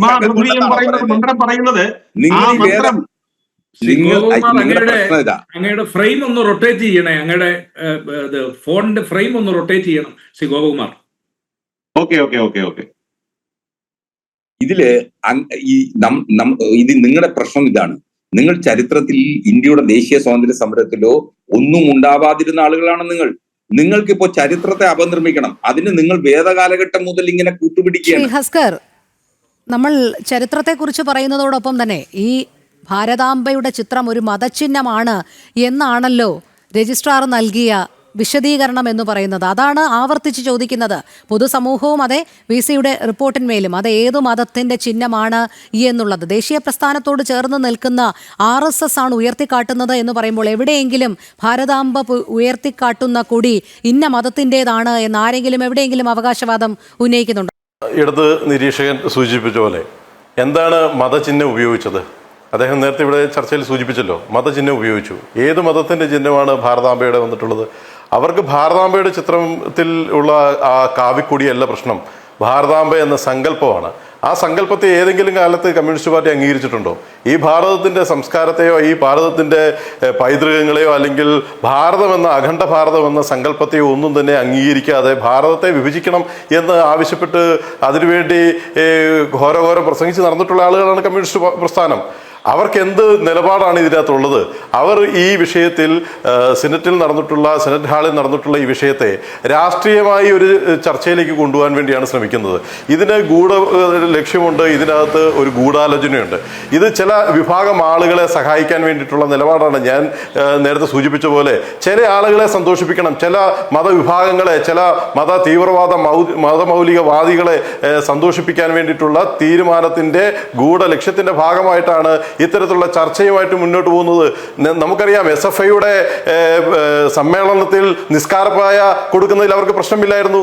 അല്ലെങ്കിൽ അവർ രണ്ട് വിഭാഗമായി സ്ത്രീകളെയും പുരുഷന്മാരെയും മറ കെട്ടി തിരിച്ചുകൊണ്ട് അത്തരത്തിലുള്ള നടപടികളുമായിട്ട് SFIയുടെ സമ്മേളനത്തിൽ പോയിട്ടുള്ള പ്രസ്ഥാനമാണ് കമ്മ്യൂണിസ്റ്റ് പ്രസ്ഥാനം. അപ്പോൾ ഇതൊരു വിഭാഗം ആളുകളിൽ ചില തെറ്റിദ്ധാരണകൾ ഉണ്ടാക്കുകയും എന്നാൽ ചില വോട്ട് ബാങ്ക് ലക്ഷ്യം വെച്ചുകൊണ്ട് ചില മത തീവ്രവാദ സംഘടനകളെയും ഇപ്പോൾ ജമാഅത്തെ ഇസ്ലാമിയെ കോൺഗ്രസ് കൂട്ടുപിടിച്ച പോലെ PDPയെ നിലമ്പൂരിൽ CPM കൂട്ടുപിടിച്ച പോലെ അവരുടെയൊക്കെ വോട്ട് ബാങ്ക് ലക്ഷ്യം വെച്ചുകൊണ്ടുള്ള ഒരു പൊറോട്ട നാടകമാണ് ഇവിടെ നടന്നുകൊണ്ടിരിക്കുന്നത്. നേരത്തെ കോൺഗ്രസിന്റെ പ്രതിനിധി പറഞ്ഞു അടിയന്തരാവസ്ഥയെക്കുറിച്ച് വളരെ ലാഘവത്തോടെയാണ് പറഞ്ഞത് അദ്ദേഹം. കോൺഗ്രസിന്റെ പ്രതിനിധി പറഞ്ഞത് ഇന്ദിരാഗാന്ധിയെ ചീത്ത വിളിക്കാൻ വേണ്ടി അല്ലെങ്കിൽ അസഭ്യം പറയാൻ വേണ്ടിയിട്ടുള്ള ഒരു വേദിയായിട്ട് നിങ്ങൾ ചിത്രീകരിക്കുന്നു എന്ന് പറഞ്ഞാൽ അടിയന്തരാവസ്ഥ സ്വതന്ത്ര ഭാരതത്തിൽ സ്വാതന്ത്ര്യത്തിന് വേണ്ടിയിട്ട് കോടാനുകോടി ജനങ്ങൾ ഈ രാജ്യത്ത് അനുഭവിച്ചിട്ടുള്ള കഷ്ടതയാണ് കരിനിയമം. ആ അടിയന്തരാവസ്ഥ ഇന്നും ജീവൻ പേറുന്ന ആളുകളുണ്ട്. അടിയന്തരാവസ്ഥയിൽ പീഡനം അനുഭവിച്ചിട്ടുള്ള മർദ്ദനം അനുഭവിച്ചിട്ടുള്ള ആളുകൾ ലക്ഷക്കണക്കിന് ആളുകൾ അതിന്റെ വിക്ടിംസാണ്. ആയിരക്കണക്കിന് ആളുകൾ കൊല ചെയ്യപ്പെട്ടിട്ടുണ്ട്. അത് മറക്കുവാൻ വേണ്ടി സിഖ് കൂട്ടക്കൊല കോൺഗ്രസിന് പറയാൻ പറ്റുമോ? നിങ്ങൾക്ക് തള്ളിക്കളയാൻ പറ്റുമോ? നിങ്ങൾ കരുതി വെച്ചിട്ടുള്ള ഇത്തരത്തിലുള്ള നിറയേടുകൾ ഈ രാജ്യത്തെ ചർച്ച ചെയ്യപ്പെടുമ്പോൾ അത് ഇല്ല എന്ന് പറയാൻ നിങ്ങൾക്ക് എങ്ങനെ സാധിക്കും? നേരത്തെ കോൺഗ്രസിന്റെ പ്രതിനിധി ഇവിടെ പറഞ്ഞു ഭരണഘടനയെ നിങ്ങൾ എന്നാണ് അംഗീകരിച്ചിട്ടുള്ളത്? ഭരണഘടനയിൽ 50%-ലധികം ഭേദഗതി വരുത്തിയത് നെഹ്റുവിന്റെ കാലഘട്ടത്തിലല്ലേ? നിങ്ങളത് ചരിത്രം പരിശോധിക്കണ്ടേ? നിങ്ങളത് പറയണ്ടേ? ഇവിടെ ഭാരതാംബയെ നിങ്ങൾ തള്ളിപ്പറയുന്നു. എവിടെയാണ് ഭാരതാംബയെ ഇന്ദിരാഗാന്ധി ക്ഷേത്രം ഉദ്ഘാടനം ചെയ്തിട്ടുള്ളത്? ഹരിദ്വാറിലാണ്. വാരണാസിയിൽ മഹാത്മാഗാന്ധിജി ഭാരതാംബയുടെ സങ്കല്പമുള്ള ക്ഷേത്രം ഉദ്ഘാടനം ചെയ്തു. ഇതിനെയൊക്കെ നിങ്ങൾ തള്ളിപ്പറയാൻ തയ്യാറാവുമോ? ഒരു നിമിഷം പ്രേക്ഷകർ വിൻഡോയിൽ കാണുന്നത് ഇപ്പോൾ രാജ്ഭവനിലേക്ക് SFI മാർച്ച് നടത്തുന്നതിന്റെ ദൃശ്യങ്ങളാണ്. രാജ്ഭവന് മുന്നിൽ പ്രതിഷേധ മാർച്ചാണ് SFI സംഘടിപ്പിക്കുന്നത്. നമുക്ക് ആ തത്സമയ ദൃശ്യങ്ങളിലേക്ക് പോകാം. ഗവർണർക്കെതിരെ മുദ്രാവാക്യം മുഴക്കുന്നു. ജലപീരങ്കി പ്രയോഗിച്ചിരിക്കുകയാണ് പോലീസ്. പക്ഷേ ഇപ്പോഴും നിലവിൽ വലിയ രീതിയിൽ SFI പ്രവർത്തകർ അവിടെ തടിച്ചുകൂടി സംഘർഷ സാഹചര്യം തന്നെ സൃഷ്ടിച്ചിരിക്കുന്നു. നിലത്ത് റോഡിലിരുന്ന് ഉപരോധിക്കുന്ന കാഴ്ചയാണ് നമുക്ക് കാണാൻ കഴിയുന്നത്.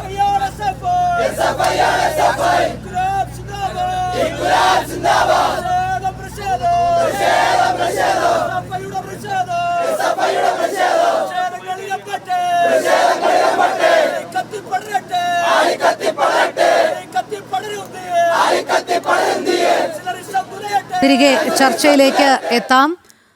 അഖിൽ രവീന്ദ്രൻ, ഇതിൽ നിന്ന് തന്നെ വ്യക്തമാകുകയാണ് രജിസ്ട്രാർ നിയമപ്രകാരം VC സസ്പെൻഷൻ നടത്തുന്നു രജിസ്ട്രാർക്കെതിരെ. ഇതിൽ SFIയുടെ പ്രതിഷേധം, ഗവർണർക്കെതിരെ പ്രതിഷേധം. ഇപ്പോൾ രാജ്ഭവന് മുന്നിൽ വലിയ സംഘർഷ സാഹചര്യം. എന്തിനാണ് SFI പ്രതിഷേധിക്കുന്നത്? നിയമപ്രകാരം VC രജിസ്ട്രാറെ സസ്പെൻഡ് ചെയ്യുമ്പോൾ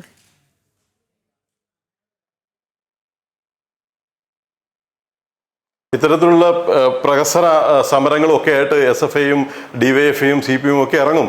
കാരണം നിയമപരമായി ചെയ്യുന്ന കാര്യങ്ങളെ അവർ അത് കണ്ടില്ലെന്ന് നടിക്കുകയും അല്ലെങ്കിൽ അതിൽ ചില തെറ്റായ പ്രചരണങ്ങൾ സൃഷ്ടിക്കുകയാണ്.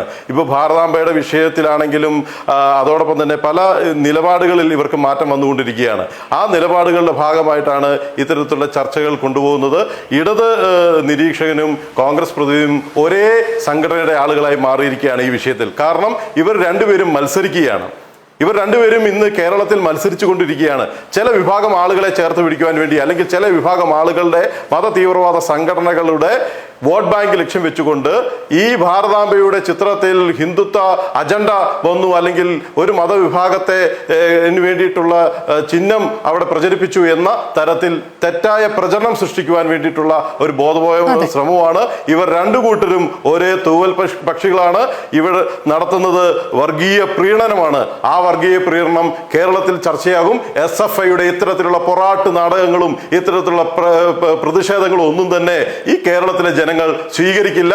അവരെ തള്ളിക്കളയുക തന്നെ ചെയ്യും. ശരി, ശ്രീ സേനാപതി വേണു, താങ്കൾ നേരത്തെ രണ്ട് കാര്യങ്ങളാണ് സൂചിപ്പിച്ചത്. ഒന്ന്, അടിയന്തരാവസ്ഥയുടെ 50 ആണ്ട് എന്നുള്ള വിഷയത്തിന്മേലുള്ള ഒരു ചർച്ചയിൽ ഭാരതാംബയുടെ ചിത്രം വച്ചത്, അതോടൊപ്പം ആ പരിപാടിയിൽ ഗവർണർ പങ്കെടുത്തത്.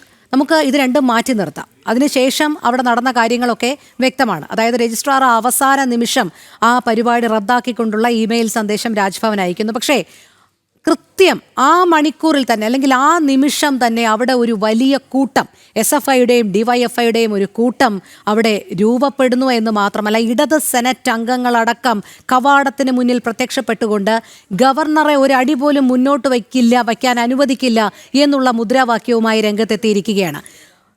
ഗവർണർ ഏതു പരിപാടിയിൽ പങ്കെടുക്കണം എന്നുള്ളത് അദ്ദേഹത്തിന്റെ വിവേചനാധികാരം. ഒരു സ്വകാര്യ പരിപാടിയിൽ എന്തു വയ്ക്കണം എന്നുള്ളത് അതിന്റെ സംഘാടക സമിതിയുടെ തീരുമാനം. പക്ഷേ അവിടെ ഗവർണർക്കെതിരെ മുദ്രാവാക്യം വിളിച്ചുകൊണ്ട് ഇടത് സെനറ്റ് അംഗങ്ങളും DYFI SFI പ്രവർത്തകരും അവിടെ എത്തിയതിന്റെ ഔചിത്യം എന്താണ്?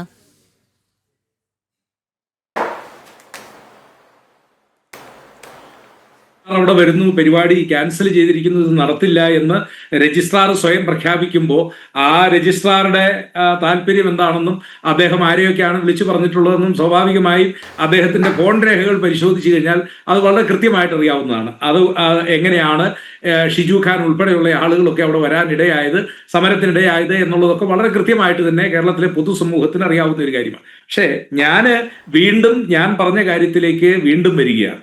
അത് ശ്രീപത്മനാഭ സേവാ സമിതി എന്ന് പറയുന്ന ഒരു സംഘടന, ഈ അടിയന്തരാവസ്ഥ ഏത് സംഘടനയ്ക്ക് വേണമെങ്കിലും അടിയന്തരാവസ്ഥയുടെ അടിയന്തരാവസ്ഥ വിരുദ്ധ വാർഷികം അതാണല്ലോ ഇവർ ആഘോഷിക്കുന്നത് എന്തുവാട്ടെ. ഞാൻ ചോദിക്കുന്നത് ഇവരുടെ ഒരു സാങ്കത്യം എന്താ? അതാ എനിക്ക് മനസ്സിലാകാത്തത്. നക്സലൈറ്റുകൾ അവർ അടിയന്തരാവസ്ഥയ്ക്കെതിരെ പോരാടി ജയിലിൽ പോയ ആളുകൾ വരട്ടെ, RSSകാരൊന്നും പോയിട്ടില്ല. അഖിലെ RSSന്റെ നേതാവ് ദേവർഷ്ജി ഞങ്ങൾ അടിയന്തരാവസ്ഥയെ പിന്തുണയ്ക്കുന്നു എന്ന് പറഞ്ഞ് ഇന്ദിരാഗാന്ധിക്ക് കത്തെഴുതുകയാണ്. അടിയന്തരാവസ്ഥ പോയിട്ടില്ലെന്ന് താങ്കൾക്ക് എങ്ങനെ പറയാൻ സാധിക്കും? ആയിരക്കണക്കിന് രാഷ്ട്രീയ സ്വയംസേവക സംഘത്തിന്റെ ആളുകൾ നിരവധിയായിട്ട് പീഡനം, കൊല ചെയ്യപ്പെട്ടിട്ടുണ്ട്. കോൺഗ്രസുകാർ എന്റെ അച്ഛനടക്കം ഈ അടിയന്തരാവസ്ഥയിൽ ജയിൽവാസം അനുഭവിച്ചിട്ടുള്ള ആളുകളാണ്. നിങ്ങൾ അങ്ങനെ തള്ളിപ്പറയാൻ ശ്രമിക്കരുത്. ഇവിടെ അടിയന്തരാവസ്ഥയ്ക്ക് വേണ്ടിയിട്ട് പോരാടിയിട്ടുള്ളത് രാഷ്ട്രീയ സ്വയംസേവക സംഘമാണ്, ജനസംഘമാണ്, അത്തരത്തിലുള്ള സംഘടനകളാണ്. നിരവധി ആളുകളുണ്ട്, ദേശസ്നേഹികൾ. ഇത്തരത്തിലുള്ള സംഘടനകൾ ഒന്നിച്ച് ഒരേ മനസ്സോടുകൂടി ഈ സ്വതന്ത്ര ഭാരതത്തിൽ സ്വാതന്ത്ര്യത്തിന് വേണ്ടി പോരാടി. കോൺഗ്രസ്സുകാര് ഇത് തള്ളിപ്പറയുമ്പോൾ കോൺഗ്രസ്സുകാര് ഈ ഭാരതത്തിന്റെ ആത്മാവിനേറ്റ മുറിവിനെയാണ് നിങ്ങൾ തള്ളിപ്പറയുന്നത്. അത് ഞങ്ങൾ അംഗീകരിച്ചു തരാൻ സാധിച്ചിരുന്ന കാര്യമല്ല. അല്ല, ഞാൻ ചോദിച്ചോട്ടെ അഖിലെ, ഈ ശ്രീപത്മനാഭ സേവാ സമിതിക്കാര് അടിയന്തരാവസ്ഥക്കെതിരെ എവിടെ പോരാട്ടം നടത്തിയ ആളുകളാണ്? അതുകൂടി ഒന്ന് പറഞ്ഞേ. ഇവരെന്തിനു വേണ്ടിയാണ് അടിയന്തരാവസ്ഥയുടെ വാർഷികത്തിന്റെ പേരിൽ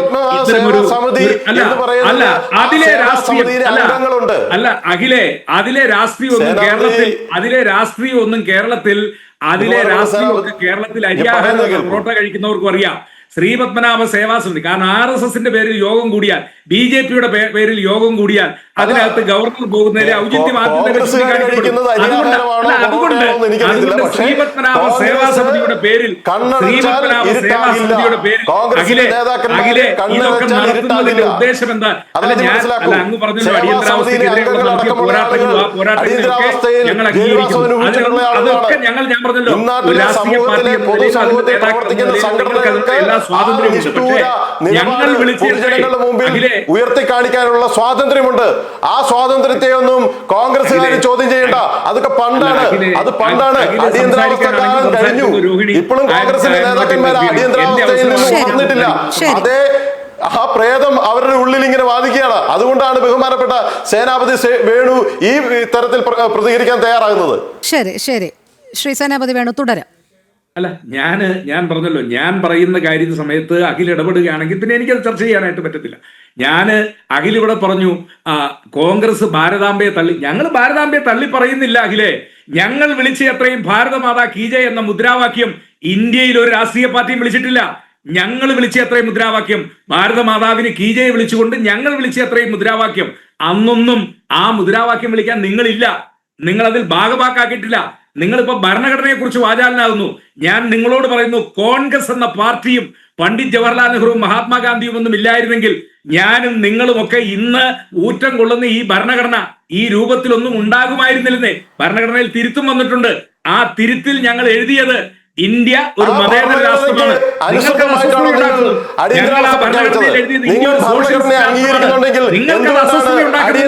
ആ അസ്വസ്ഥതയാണ് നിങ്ങൾ പ്രകടിപ്പിക്കുന്നത്. നിങ്ങൾ അല്ല, പ്രകടിപ്പിക്കുന്ന ഭരണഘടന നിങ്ങൾ അംഗീകരിക്കുന്നുണ്ടെങ്കിൽ ആ ഭരണഘടനയെ കശാപ്പ് ചെയ്യുന്ന കൊല ചെയ്ത അടിയന്തരാവസ്ഥ നിങ്ങൾ എങ്ങനെ കൊണ്ടുവന്നത്?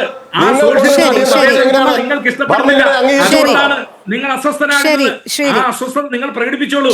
പക്ഷെ അതിന് ഭാരതാംബയുടെ ചിത്രം ഉപയോഗിച്ചല്ലേ, ഭാരതാംബയുടെ പേര് പറഞ്ഞുകൊണ്ട് അടിയന്തരാവസ്ഥയുടെ 50-ാം വാർഷികം ആഘോഷിക്കാൻ വന്നതിന് ശേഷം ഇതൊക്കെ ആളുകൾ മുഴുവൻ കണ്ടോണം അല്ലെങ്കിൽ കേട്ടോണം എന്നൊക്കെ പറയുന്നത് അത് ഒട്ടും ശരിയല്ല എന്നുള്ളത് മാത്രം. ഭാരതാംബ എന്ന കൺസെപ്ഷനോ അല്ലെ ഭാരത മാതാവോ എന്നുള്ളതല്ലല്ലോ.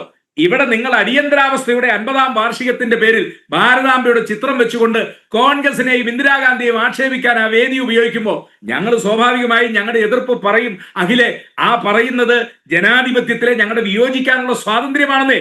അത് മാത്രമേ ഉള്ളൂ. നിങ്ങൾ അടിയന്തരാവസ്ഥ എത്ര വേണമെങ്കിലും കേൾത്തിക്കോ, നിങ്ങൾ ഇന്ദിരാഗാന്ധിക്കെതിരെ ഏത് പ്രചരണം വേണമെങ്കിലും നടത്തിക്കോ, ഞങ്ങൾക്ക് അതിലൊന്നും കുഴപ്പമില്ല. പക്ഷേ ഭരണഘടനയുടെ 42-ാം ഭേദഗതിയിൽ എഴുതി ചേർത്ത ജനാധിപത്യവും മതേതരത്വവും സുപ്രീം കോടതിയും അംഗീകരിച്ചു. നിങ്ങൾക്കിപ്പോ മതേതരത്വം പാടില്ല രാജ്യത്ത്, അതല്ലേ നിങ്ങളുടെ ഉദ്ദേശം? സോഷ്യലിസം തെറ്റാണ്, അതാണല്ലോ നിങ്ങളുടെയൊക്കെ ഇപ്പോഴത്തെ പുതിയ പ്രചരണം എന്ന് പറയുന്നത്. ഞങ്ങൾ അതിനെ എതിർക്കും. കോൺഗ്രസ് എന്ന നിലയിൽ ഞങ്ങൾ അഖിലെ അതിനെ എതിർക്കും. അത് എന്താ പറഞ്ഞ ഏത് വേദിയിലും ഞങ്ങൾ അത് ആത്മാർത്ഥയോടുകൂടി തന്നെ പറയുന്നു. ശരി ശ്രീ സേനാപതി വേണു, എന്തായാലും 2047 മതരാഷ്ട്രവാദം ഉയർത്തിപ്പിടിക്കുന്ന ജമാഅത്തെ ഇസ്ലാമിയുമായി കൂട്ടുചേർന്നാണ് നിലമ്പൂരിൽ ഉപതെരഞ്ഞെടുപ്പ് നേരിട്ടത് എന്നുള്ളത് കൂടി ഓർക്കണം. മതേതരത്വമാണ് ഞങ്ങളുടെ മുഖമുദ്ര എന്ന് പറയുമ്പോൾ ഇത്തരത്തിലുള്ള മത തീവ്രവാദികളെ നമുക്ക് മാറ്റി നിർത്താം എന്ന് കൂടി പറയേണ്ടതായിരുന്നു. പ്രചരണമാണ്. അങ്ങനെ മതരാഷ്ട്രം ഒന്നും ആകിയല്ല ഇന്ത്യയിലെ ജനങ്ങളൊന്നും അങ്ങനെയൊന്നും സമ്മതിക്കത്തില്ലെന്നേ. അതൊക്കെ ചുമ്മാ അങ്ങ് പറയുന്നതല്ലേ. ഞങ്ങൾ 2047 ആകുമ്പോഴത്തേക്കും മതരാഷ്ട്രമായിട്ട് ഈ രാജ്യത്തെ പ്രഖ്യാപിക്കുമെന്നൊക്കെ ആരെങ്കിലും പറഞ്ഞു കഴിഞ്ഞാൽ അവരുടെ അജണ്ടയിൽ നിന്നുള്ള കേന്ദ്ര ഏജൻസികൾ കണ്ടുപിടിച്ചതാണ്. PFI അടക്കമുള്ളവർ ഹിറ്റ് ലിസ്റ്റ് വരെ തയ്യാറാക്കി ഇരിപ്പുണ്ട്. എന്തായാലും ശരി, നമുക്ക് അതിലേക്ക് കടക്കാം. 2047 ആകുമ്പോഴേക്കും ഞങ്ങൾ ഇവിടെ മതരാഷ്ട്രം പ്രഖ്യാപിക്കുന്നൊക്കെ പറഞ്ഞു കഴിഞ്ഞാൽ അതൊക്കെ അവർക്ക് അങ്ങനെയുള്ള താല്പര്യം ഉണ്ടെങ്കിൽ അവരുടെ മനസ്സിൽ കരുതിക്കോട്ടെ. ഇന്ത്യയിലെ മതേതര വിശ്വാസികളും ജനാധിപത്യ വിശ്വാസികളൊന്നും അതൊന്നും അംഗീകരിക്കരുന്നേ. 2047 എന്ന് പറയുന്നത് ഇനി ഒരുപാട് കാലമൊന്നുമില്ലല്ലോ. ശരി, അങ്ങനെ പറയാം. പക്ഷേ വോട്ട് ബാങ്ക് രാഷ്ട്രീയത്തിൽ അവരുടെ പ്രീണനം, അവരെ പ്രീണിപ്പിക്കുക എന്നുള്ളത് ഒരു അജണ്ടയായി തന്നെ നിൽക്കുന്നു എന്നുള്ളത് തന്നെയാണ്. ശരി, വോട്ടല്ലേ വലുത്. വോട്ട് നേടിയല്ലേ ജനാധിപത്യത്തിൽ രാഷ്ട്രീയ പാർട്ടികൾക്ക് ജയിക്കാനും ഭരിക്കാനും പറ്റുള്ളൂ. ശരി, എന്തായാലും ഇടതും വലതും പറയുന്ന നയം അതാണല്ലോ. ആരെങ്കിലും ഞങ്ങൾക്ക് വോട്ട് ചെയ്യുമെന്ന് പറഞ്ഞാൽ എന്തിന് നിഷേധിക്കണം എന്നുള്ളത്. എന്തായാലും അത് നമ്മുടെ ചർച്ചയുടെ വിഷയമല്ലാത്തത് കൊണ്ട് ഇനി കൂടുതൽ അതിലേക്ക് പോകുന്നില്ല. ശ്രീ BN ഹസ്കർ, ഇവിടെ കൃത്യമായ ഒരു ആസൂത്രണം ഉണ്ടായിരുന്നു എന്നുള്ളത് VCയുടെ റിപ്പോർട്ടിൽ തന്നെ കണ്ടെത്തിയ കാര്യമാണ്. അതായത് രജിസ്ട്രാർ നടത്തിയത് ഗുരുതരമായ ചട്ടലംഘനമാണ്. ഗവർണറോടും രാജ്ഭവനോടും കാട്ടിയ അനാദരവ്, ഇതിന്റെ അടിസ്ഥാനത്തിൽ തന്നെയാണ് തുടർ നടപടി സ്വീകരിച്ചത് എന്നുള്ളതാണ്. അതുമാത്രമല്ല, രജിസ്ട്രാർ ഈ ഇമെയിൽ സന്ദേശം അയക്കുന്ന മാത്രയിൽ തന്നെ അവിടെ പ്രതിഷേധ പ്രകടനങ്ങളൊക്കെ അരങ്ങേറിയിരുന്നു. അതും എങ്ങനെയാണ് ആസൂത്രണം ചെയ്തത്, അല്ലെങ്കിൽ അതിന്റെ തിരക്കഥയും എങ്ങനെയായിരുന്നു എന്നുള്ളതും വ്യക്തമാണ്. അവിടെ ഇത്രയും നാൾ ചൂണ്ടിക്കാണിച്ച ഭാരതാംബ എന്നുള്ളത് ഒരു മതചിഹ്നമാണ് എന്നുള്ളതിൽ ഒരു വിശദീകരണം നൽകാൻ കഴിയാത്തത്, രജിസ്ട്രാർക്ക് കഴിയാത്തത് ഒരു പോരായ്മ തന്നെയല്ലേ? അതായത് മറ്റാരുടെയോ സമ്മർദ്ദത്തിന്റെ ഫലമായി മാത്രം എടുത്ത തീരുമാനമായതുകൊണ്ട് തന്നെയല്ലേ? അതല്ലായിരുന്നുവെങ്കിൽ, കൃത്യമായി രജിസ്ട്രാറുടെ ബോധ്യത്തിന്റെ അടിസ്ഥാനത്തിലായിരുന്നു അങ്ങനെ ഒരു തീരുമാനം എടുത്തത് എങ്കിൽ VCക്ക് കൃത്യമായൊരു മറുപടി നൽകാമായിരുന്നല്ലോ. അപ്പോൾ ആ മറുപടി തൃപ്തികരമല്ല. ഏത് മതചിഹ്നമാണെന്നുള്ളത് വിശദീകരിക്കാൻ കഴിഞ്ഞില്ല. അതിൽ നിന്ന് തന്നെ മനസ്സിലാക്കാമല്ലോ രജിസ്ട്രാർ ആർക്കോ വേണ്ടി ചെയ്ത ഒരു പ്രവൃത്തിയാണ് എന്നുള്ളത്. തെരഞ്ഞെടുക്കപ്പെട്ട സ്വാശ്രയപരമായി പെരുമാറേണ്ട ഒരു ജനാധിപത്യ വേദിയാണ് സർവകലാശാല. അപ്പോ സർവകലാശാലയുടെ ഭരണസമിതി എന്ന് പറയുന്നത് സിൻഡിക്കേറ്റ് ആണ്. അത് തെരഞ്ഞെടുക്കപ്പെട്ട വേദി കൂടിയാണ്. ആ വേദിയെ മറികടന്നുകൊണ്ടാണ് വൈസ് ചാൻസലർ ഇത്തരം ഒരു ഉത്തരവ് പുറപ്പെടുവിച്ചിരിക്കുന്നത്. അത് അദ്ദേഹത്തിന്റെ അധികാര ദുർവിനിയോഗമാണ്. നിയമപരമായി അത് ചോദ്യം ചെയ്യപ്പെടും. തുടർ ദിവസങ്ങളിൽ അതിന്റെ നിയമപരമായിട്ടുള്ള വിവാദങ്ങൾ സമൂഹത്തിൽ അലയടിക്കുമെന്ന് തന്നെയാണ് എനിക്ക് ഉറപ്പുള്ളത്. ശരി, സമയക്കുറവുള്ളത് കൊണ്ടാണ്. എന്തായാലും ഇത് നിയമപരമായി നേരിടുമെന്ന് രജിസ്ട്രാറും വ്യക്തമാക്കിയിട്ടുണ്ട്. ശ്രീ PS ഗോപകുമാർ, ഒരു മിനിറ്റിൽ ഇത് ഇടത് സെനറ്റ് അംഗങ്ങൾ എന്തായാലും വെല്ലുവിളി നടത്തിയിട്ടുണ്ട്. എങ്ങനെയാണ് ഇതിന്റെ നിയമവശങ്ങൾ എന്നുള്ളത് ഇനി പരിശോധിക്കേണ്ടിയിരിക്കുന്നു. എന്തായാലും ഇതിന്മേലൊരു തുടർ നടപടി എങ്ങനെയാണ് താങ്കൾ പ്രതീക്ഷിക്കുന്നത്? അതിന് ഒരു കാര്യം കൂടി ഒരു സെന്റൻസ് കൂടെ പറയാം. ഇവിടെ RSS കാര്യം, അതുപോലെ തന്നെ മറ്റ് ബഹുമാനപ്പെട്ട ഗവർണറും ഒന്നും ഈ അടിയന്തരാവസ്ഥയ്ക്കെതിരെ പോരാടിയിട്ടില്ല എന്ന് പറയുന്നതിനോട് ഖേദപൂർവ്വം വിയോജിക്കാനേ സാധിക്കുകയുള്ളൂ. അദ്ദേഹം അവിടുത്തെ പ്രസംഗത്തിൽ തന്നെ പറയുകയുണ്ടായി, ബഹുമാനപ്പെട്ട ഗവർണർ ഈ സെനറ്റ് ഹാളിൽ നടന്ന പരിപാടി വളരെ വൈകാരികമായിട്ടാണ് അദ്ദേഹം പ്രസംഗിച്ചത്. അദ്ദേഹം രണ്ട് കാര്യങ്ങൾ ഊന്നി പറഞ്ഞത് ഞാൻ ഇവിടെ ഇപ്പൊ സാന്ദർഭികമായിട്ട് യോജിക്കുന്നതുകൊണ്ട് പറയുന്നു. ഒന്ന്, ഈ ഭാരതാംബ വിവാദം കേരളത്തിൽ എന്തുകൊണ്ട്, അല്ലെങ്കിൽ ഭാരതാംബയുടെ ചിത്രം വെക്കുന്നത് കേരളത്തിൽ എന്തുകൊണ്ട് വിവാദമാകുന്നില്ല എന്ന് എനിക്ക് മനസ്സിലാകുന്നില്ല എന്നാണ് അദ്ദേഹം പറഞ്ഞത്.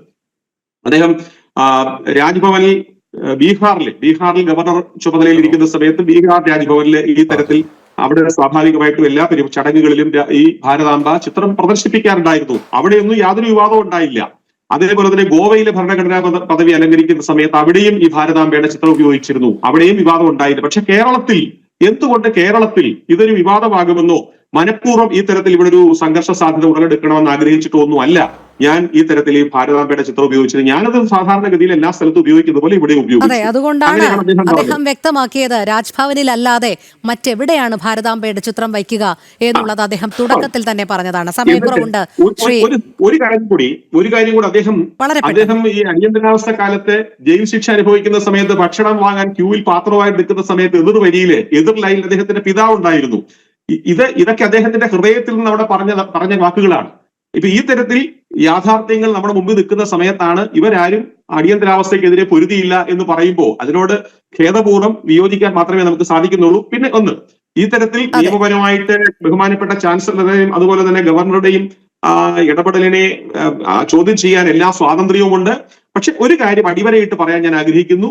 സർവകലാശാലയുടെ ചട്ടപ്രകാരം, സ്റ്റാറ്റ്യൂട്ട് പ്രകാരം സിൻഡിക്കേറ്റ് കൂടാത്ത സമയത്ത് സിൻഡിക്കേറ്റിന്റെ അധികാരം വൈസ് ചാൻസലർ നിക്ഷിപ്തമാണ്. അതെ, തീർച്ചയായും അവിടെ തന്നെയാണ് ഗുരുതരമായ ചട്ടലംഘനം രേഖപ്പെടുത്തിയിരിക്കുന്നത്. എന്തായാലും ഭരണകൂടത്തിന്റെ ചട്ടുകമായി മാത്രം മാറാൻ കഴിയുന്ന ഒരു രാഷ്ട്രീയ അന്ധതയാണോ രജിസ്ട്രാറെ ബാധിച്ചത് എന്നുള്ളത് തന്നെയാണ് ഈ വിവാദത്തിന് പിന്നിലും വ്യക്തമാകുന്നത്. ജനം ഡിബേറ്റ് പൂർണ്ണമാകുന്നു. പങ്കെടുത്ത എല്ലാ അതിഥികൾക്കും നന്ദി. ഒപ്പം പ്രേക്ഷകർക്കും നമസ്തേ.